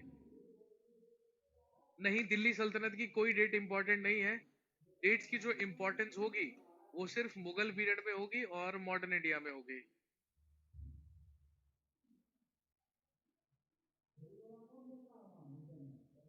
स्लेव डायनेस्टी में दो ही मॉन्यूमेंट्स, बेसिकली सिर्फ मेनली किले बने थे, मस्जिदें बनी थी है ना, और कुतुब मीनार बना था स्लेव डायनेस्टी में.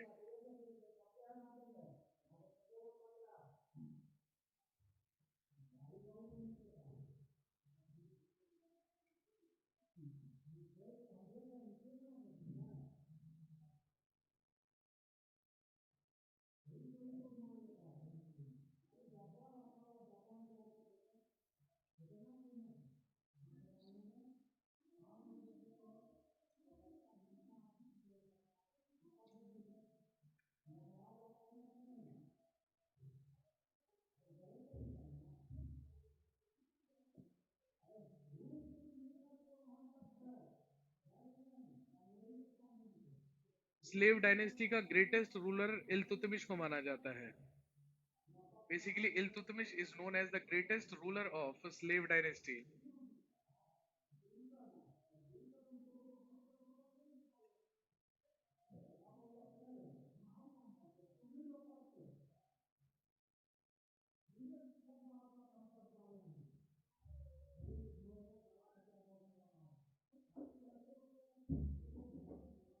और नमन प्रताप सिंह दीवाने अर्ज, जो सैन्य विभाग हुआ करता था दिल्ली सल्तनत का, उसे दीवाने अर्ज कहा जाता था. तू तू 10-15 बार और लिख ले नमन प्रताप सिंह. तू मेरे को मिल गया ना तो मैं तेरे को हंटर से मारूंगा पकड़ के, ये बात तय है.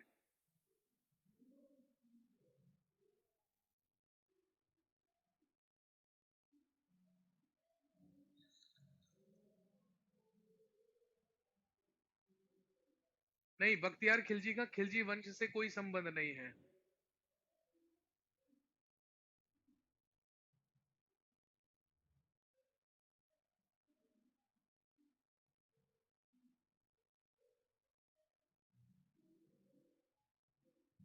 नहीं, मंगोलॉइड्स चाइना क्रॉस करके नहीं आया करते थे, वो पहले तुर्किस्तान जाया करते थे, सेंट्रल एशिया, और फिर वहां से सिंध के रास्ते से भारत में आया करते थे।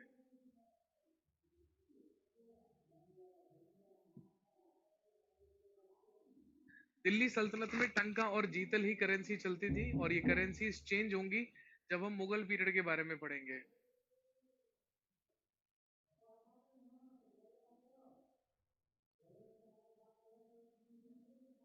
आजाद आलम जी, फादर ऑफ चंगेज खान। अरे हमें चंगेज खान के बारे में भी नहीं पढ़ना, तो उसके फादर की तो बात ही नहीं है। हमें चंगेज खान के बारे में नहीं पढ़ना है बिल्कुल भी, क्योंकि he is not at all included in Indian history. Changez Khan तो सिर्फ इंडिया में एक बार आया था, सिंध तक, तो हमने सिर्फ इतनी ही बात पढ़ी कि वो 1221 में इल्तुतमिश के शासनकाल में आया। चंगेज खान का पिता बेसिकली एक कबीले का ही सरदार हुआ करता था, जो मंगोलिया में है ना रहा करते थे।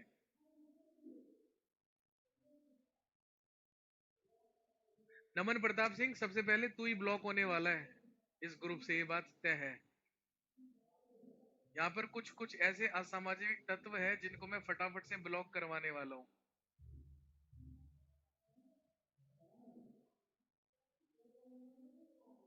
और ये नमन प्रताप सिंह तो वाकई में, इसको तो मैं मुर्गा बना के मारूंगा, ये बात तय है।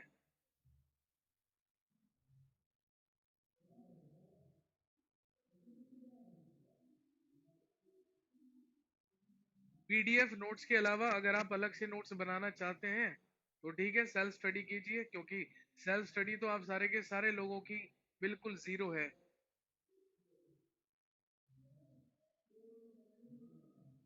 सूरज पांडे, तैमूर लंग के बारे में हम तब पढ़ेंगे जब हम तुगलक डायनेस्टी पढ़ेंगे, क्योंकि तुगलक डायनेस्टी में ही तैमूर लंग इंडिया आएगा।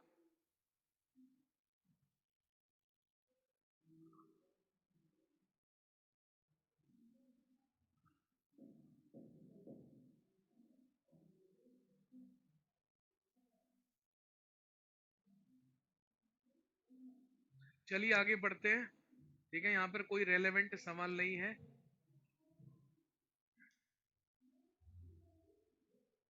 सारे के सारे लोग टाइम पास कर रहे हैं, पढ़ाई लिखाई किसी को नहीं करनी है, ये मैं जानता हूँ। आगे बढ़ते हैं। दिल्ली सल्तनत का अगला वंश हुआ खिलजी वंश या खिलजी डायनेस्टी, और दिल्ली सल्तनत में सबसे कम शासनकाल, सबसे शॉर्ट रूलिंग पीरियड ही किसका हुआ है? खिलजी वंश का हुआ है। And the founder of Khilji dynasty वो जलालुद्दीन फिरोज खिलजी, जिसका वास्तविक नाम हमने क्या कहा? मलिक फिरोज। इसका वास्तविक नाम मलिक फिरोज था। इन 1293 1293 में Jalaluddin Firoz Khilji attacked on Devagiri on the ruler Ramchandra देव।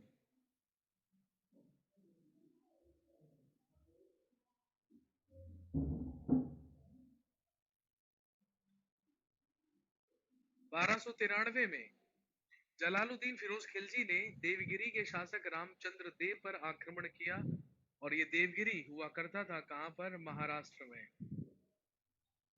दोनों के बीच एक संधि हुई, एक ट्रीटी हुई, और दोनों आपस में मित्र बन गए। लेकिन ये पॉइंट हमें इसलिए इंपॉर्टेंट है और इसलिए याद रखना है because that is considered as the first Muslim attack in south. ये दक्षिण में मुसलमानों का प्रथम आक्रमण था, जो हुआ था महाराष्ट्र के देवगिरी में। महाराष्ट्र के देवगिरी में ही जलालुद्दीन फिरोज खिलजी ने अटैक किया था वहां के राजा रामचंद्र देव पर। जलालुद्दीन फिरोज खिलजी का ही एक भतीजा, जो इसका दामाद भी था, हुआ करता था, जिसका नाम था अलाउद्दीन खिलजी।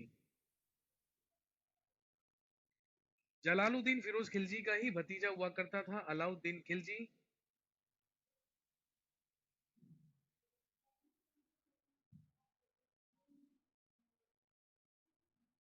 जिसका वास्तविक नाम हुआ करता था Ali Gurshasp. The actual name of Alauddin Khilji is Ali Gurshasp.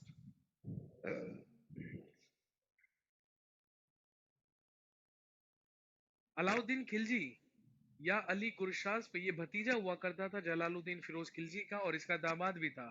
और जलालुद्दीन फिरोज खिलजी ने इसी को अपना इक्तेदार नियुक्त किया था कारा नामक स्थान का। कारा का मतलब है इलाहाबाद। जो आज इलाहाबाद है वही उस समय कारा कहलाता था और वहीं का इक्तेदार हुआ करता था अलाउद्दीन खिलजी। इन 1296 1296 में fourth attack of Mongoloids was happened. मंगोलों का चौथी बार आक्रमण हुआ और इसी अटैक को कंट्रोल करने के लिए, डिफेंड करने के लिए भेजा गया अलाउद्दीन खिलजी को, जिसमें अलाउद्दीन खिलजी डिफीटेड मंगोलॉइड्स, जिसमें अलाउद्दीन खिलजी ने मंगोलों को पराजित किया और मंगोलों को पराजित करके वापस कारा नामक स्थान पर आ गया अलाउद्दीन खिलजी। लेकिन मंगोलों की सेना पराजित तो हुई, लेकिन मंगोलों के ही इस बार 2000 सैनिक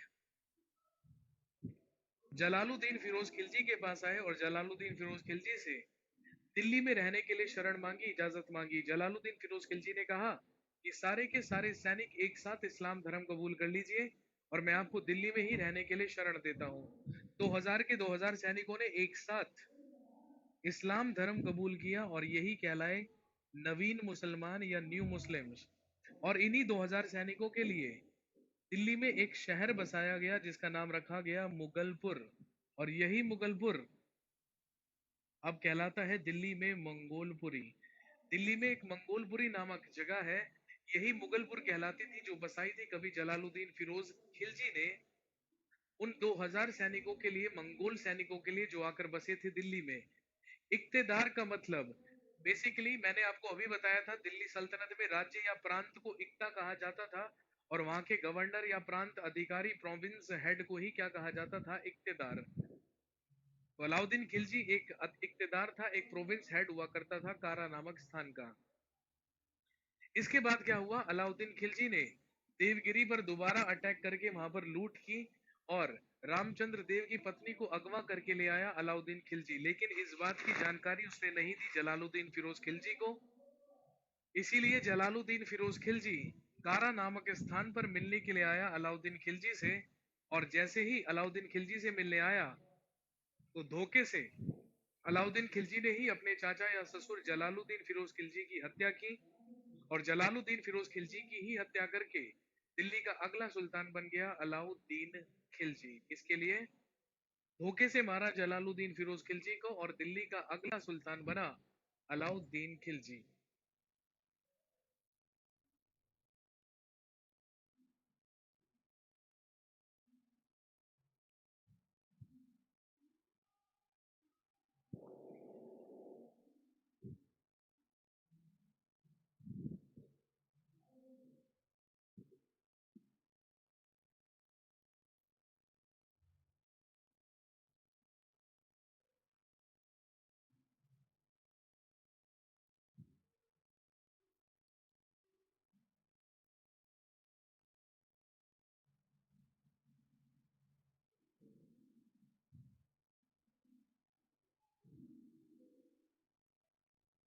1296 से लेकर 1316 तक दिल्ली का अगला सुल्तान बना अलाउद्दीन खिलजी। अलाउद्दीन खिलजी के बारे में इतिहासकारों ने कहा कि अलाउद्दीन खिलजी की शुरुआत धोखे से हुई, इसकी डेवलपमेंट काइंडनेस या परोपकारिता से हुई और इनका अंत हुआ आतंक से। इनिशियली इसने धोखे से जलालुद्दीन फिरोज खिलजी की हत्या की और धोखे से दिल्ली का सुल्तान बना, लेकिन इनिशियली जनता के लिए अच्छी अच्छी पॉलिसी चलवाई, उनके रिफॉर्म्स में काम किया और जनता का चहेता बन गया अलाउद्दीन खिलजी। ये दिल्ली सल्तनत का पहला सुल्तान था जिसने अपने साम्राज्य का विस्तार किया था और अपनी सेना में नकद वेतन देने की शुरुआत या सैलरीज बांटने की शुरुआत भी किसने की थी, अलाउद्दीन खिलजी ने ही। यही दिल्ली का सबसे पहला सुल्तान था who had a standing army, जिसने स्थायी सेना रखनी शुरू की थी और अपनी सेना को नकद वेतन देने की भी शुरुआत की थी।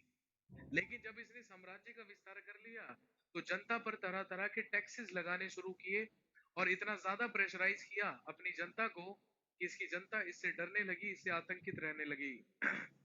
अलाउद्दीन खिलजी ने ही अपने बाजारों में एक नियम बनवाया था और कहा था कि जितने भी दुकानदार हैं वो सामान को, राशन को बिल्कुल बराबर तौल कर देंगे। अगर किसी ने भी कम तौल कर देने की कोशिश की तो जितना कम तौल कर देगा उतना उसके शरीर से मांस निकाल लिया जाएगा। कोई चोरी करेगा तो हाथ कटवा दिए जाएंगे, कोई महिलाओं की तरफ गलत निगाहों से देखेगा उसकी निगाहें ही निकलवा ली जाएंगी। ऐसे ऐसे नियम बनाए थे अलाउद्दीन खिलजी ने। इसीलिए इतिहासकारों ने कहा की शुरुआत धोखे से, डेवलपमेंट काइंडनेस से और अंत आतंक से हुआ अलाउद्दीन खिलजी का। दिल्ली सल्तनत का कोहिनूर हीरा, है ना, अलाउद्दीन खिलजी नहीं लेकर आया था। भारतीय कोहिनूर हीरा सबसे पहले दिल्ली सल्तनत में अलाउद्दीन खिलजी को मिला था, लेकिन ये लेकर आया था मलिक काफूर, जो इसी का एक गुलाम हुआ करता था, एक स्लेव हुआ करता था।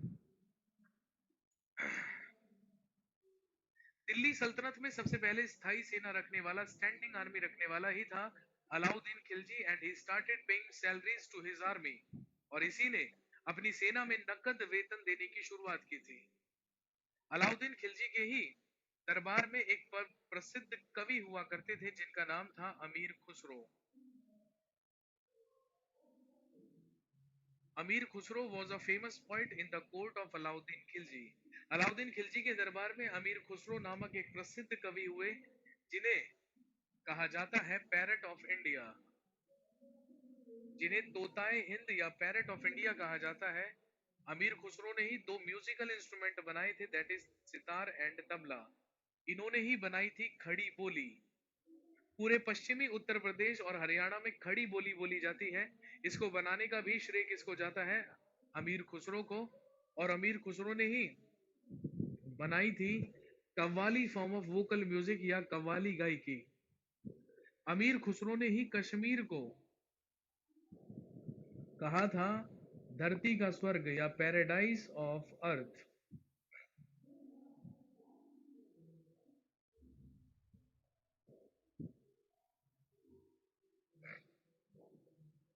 अमीर खुसरो ने ही एक प्रसिद्ध पुस्तक लिखी थी जिसका नाम था खमसाए खुसरो। अमीर खुसरो ने ही अलाउद्दीन खिलजी को एक उपाधि दी थी और कहा था सुल्तान ए जहान। अमीर खुसरो ने ही अलाउद्दीन खिलजी को कहा सुल्तान ए जहान।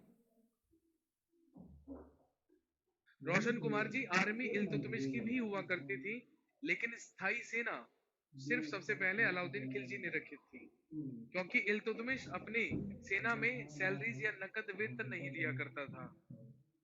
और एक और चीज ध्यान रखेंगे, अमीर खुसरो के ही गुरु हुआ करते थे प्रसिद्ध सूफी संत जिनका नाम था हजरत निजामुद्दीन औलिया। दिल्ली के एक प्रसिद्ध सूफी संत हुए हैं, फेमस सूफी सेंट हुए हैं, जिनका नाम था हजरत निजामुद्दीन औलिया। तो हजरत निजामुद्दीन औलिया के ही शिष्य हुआ करते थे अमीर खुसरो। ये सारे के सारे इंपॉर्टेंट रिलेटेड क्वेश्चंस हैं जो पूछे जाते हैं अमीर खुसरो से।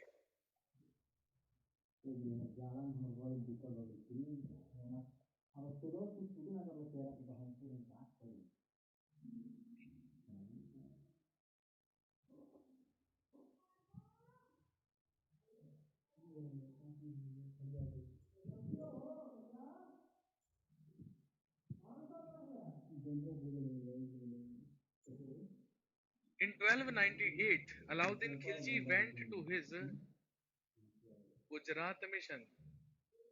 1298 में अलाउद्दीन खिलजी अपने गुजरात अभियान पर गया, और जब ये गुजरात अभियान पर गया तो ये गुजरात से ही एक गुलाम को, एक स्लेव को खरीद कर लेकर आया जिसका नाम था मलिक काफूर। अलाउद्दीन खिलजी का ही एक गुलाम हुआ करता था मलिक काफूर, जो कि एक किन्नर था, जो कि एक हिजड़ा था, लेकिन बेहद वफादार और बेहद बहादुर था। इसीलिए से प्रभावित हुआ अलाउद्दीन खिलजी और इसको 1000 दिनार में खरीद कर लेकर आया। और क्योंकि 1000 दिनार में खरीदा गया था मलिक काफूर को, इसीलिए मलिक काफूर का ही दूसरा नाम है, इसे 1000 दिनारी भी कहा जाता है, क्योंकि इसको 1000 दिनार में खरीदा गया था। अलाउद्दीन खिलजी इससे बेहद प्रभावित हुआ और इसी को अपना कमांडर इन चीफ या सेनापति बनाया अलाउद्दीन खिलजी ने। अलाउद्दीन खिलजी के अलाउद्दीन खिलजी के जितने भी मिशन हुआ करते थे, जितने भी अभियान हुआ करते थे, उन सारे के सारे अभियानों पर जाया ही कौन करता था? मलिक काफूर। ये सेनापति था अलाउद्दीन खिलजी का और इसके सारे के सारे मिशंस पर जाया करता था।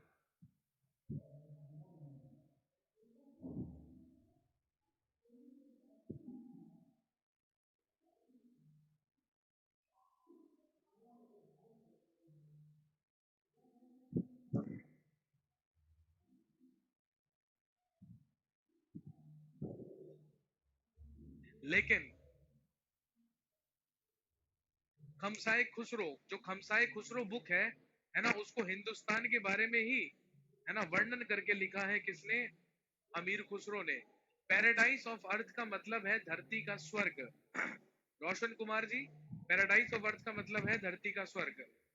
एक बार जब अमीर खुसरो कश्मीर गए तो इन्होंने कश्मीर की ही खूबसूरती को देखकर उसे धरती का स्वर्ग बताया था।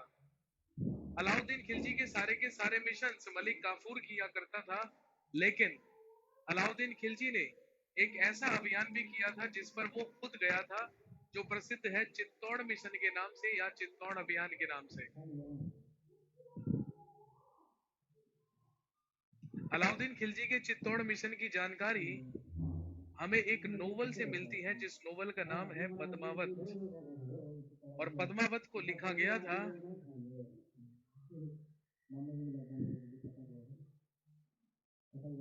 मलिक मोहम्मद जायसी के द्वारा। मलिक मोहम्मद जायसी ने ही मलिक मोहम्मद जायसी के ही द्वारा पद्मावत नामक उपन्यास लिखा गया है, जिसमें अलाउद्दीन खिलजी के चित्तौड़ मिशन की कहानी है। और हम सब जानते हैं रानी पद्मावती को ही हासिल करने के लिए अलाउद्दीन खिलजी ने चित्तौड़ मिशन किया था, लेकिन वो रानी पद्मावती को हासिल नहीं कर पाया था क्योंकि रानी पद्मावती ने जौहर कर लिया था, आग में कूदकर जान दे दी थी। आपसे पूछेंगे मलिक मोहम्मद जायसी ने पद्मावत उपन्यास को कब लिखा था? ये उपन्यास लिखा गया है 1540 से 1545 के बीच, जिस समय यहाँ पर रूल किया करता था शेर शाह सूरी। शेर शाह सूरी के ही शासनकाल में लिखा गया था पद्मावत, जिसको लिखा था मलिक मोहम्मद जायसी ने। कहानी को यहीं पर रोकेंगे।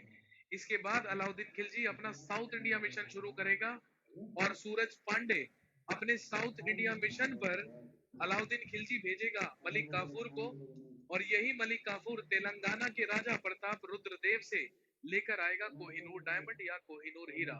फटाफट से क्वेश्चन पूछिए, उसके बाद रुखसत होते हैं और चलते हैं।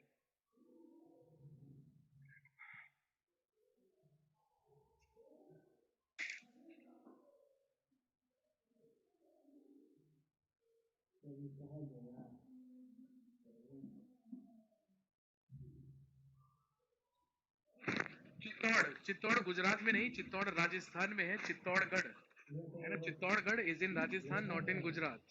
एतिका जैन।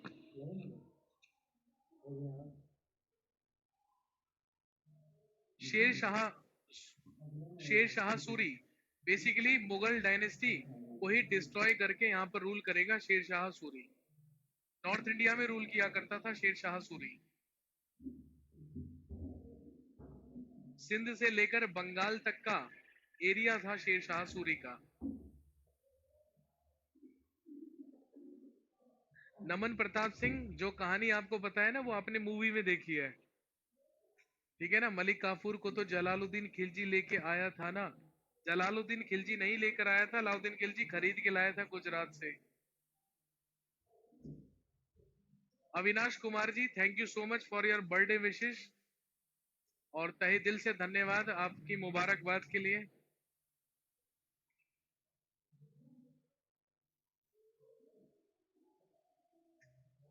हाँ जी बिल्कुल अमित कुमार चौधरी जी, अमीर खुसरो वही व्यक्ति हैं जिन्होंने दिल्ली सल्तनत की 3 डायनेस्टीज देखी हैं। दिल्ली दूर है ना, ये कहने वाला व्यक्ति हजरत निजामुद्दीन औलिया ने ही कहा था कि अभी तो दिल्ली दूर है।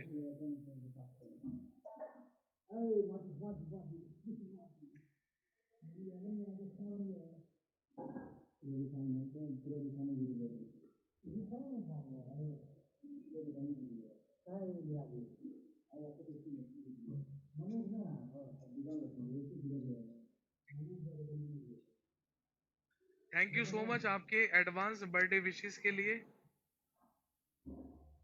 ठीक है, लेकिन अभी तो बर्थडे दूर है। जैसे अभी तो दिल्ली दूर है ना, वैसे अभी तो बर्थडे दूर है। अभी तो 2 दिन बकाया है बर्थडे के यार। लेकिन फिर भी आपके एडवांस विशेष के लिए thank you so much.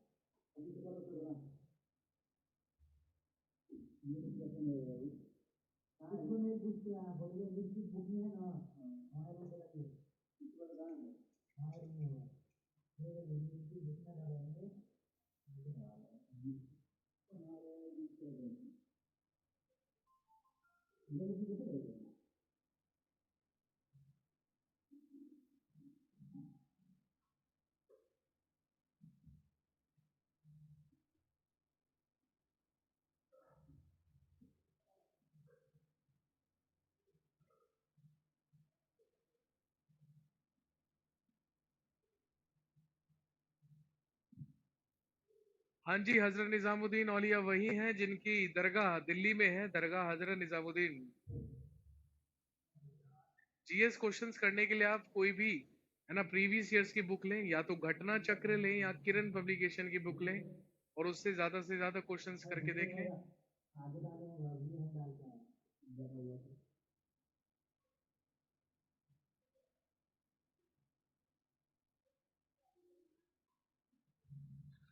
Naman Pratap Singh, Doab area, दो नदियों के बीच के मैदानी भाग को जो है ना कहा जाता है दोआब क्षेत्र। ज्योग्राफी टर्म है। दो नदियों के बीच में जो मैदानी भाग होता है उसी को दोआब कहते हैं।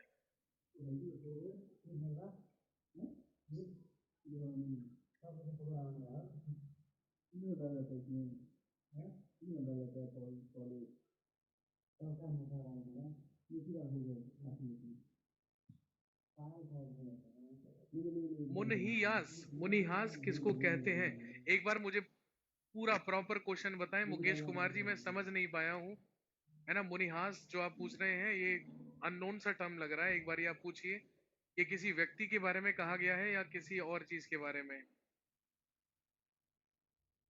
नहीं, घटना चक्र सिर्फ हिंदी में आती है। अब घटना चक्र वैसे इंग्लिश में भी आने लगी है, तो you can try for that.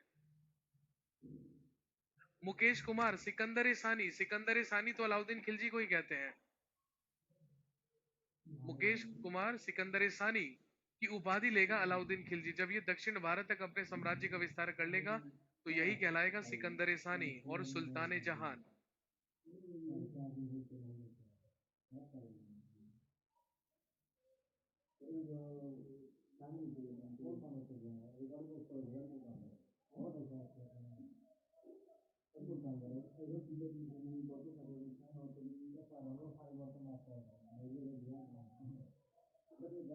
चेहरा और दाग सिस्टम अभी अलाउद्दीन खिलजी खत्म थोड़ी हुआ नमन। अभी अलाउद्दीन खिलजी टॉपिक पूरा नहीं हुआ है। चेहरा दाग सिस्टम अलाउद्दीन खिलजी ही शुरू करेगा आकर। सैनिकों के स्केच बनवा लिया करता था, उनकी एक यूनिक आइडेंटिफिकेशन बना लिया करता था, जिसको चेहरा प्रथा कहा करते थे। और घोड़ों पर है ना अलग अलग दाग लगवाने की प्रथा ही दाग प्रथा कहलाती थी।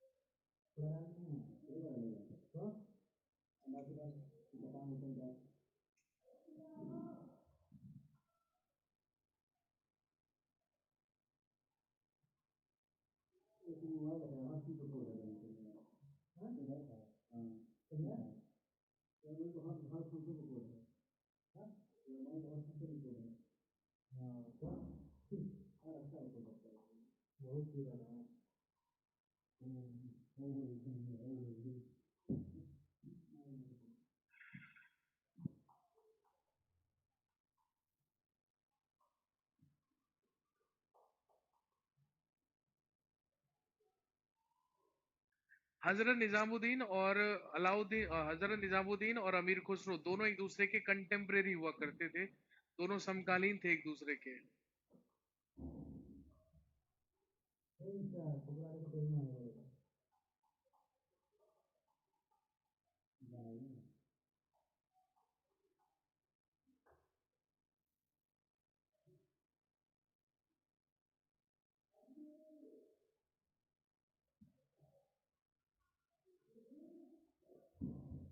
यशवर्धन सिंह शेखावत, आपका क्वेश्चन सबसे बढ़िया है। Question of the day, Rakesh Yadav versus Kiran, which GS book is good for practice? अरे राकेश यादव सर तो मैथमेटिक्स के हैं, है ना? राकेश यादव सर तो मैथमेटिक्स पढ़ाते हैं। कोई भी बुक ले लीजिए, सारी की सारी मार्केट में जितने भी किताबें हैं सब कट कॉपी पेस्ट हैं, सारी की सारी।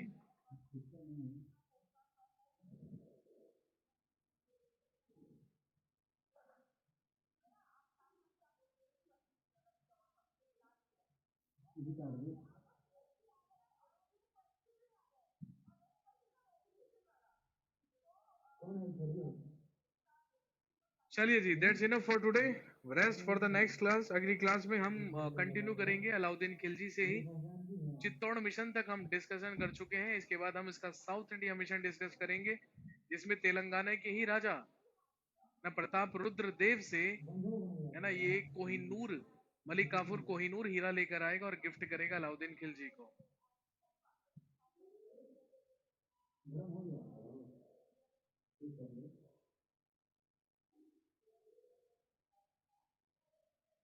चलिए तब तक के लिए बाय बाय।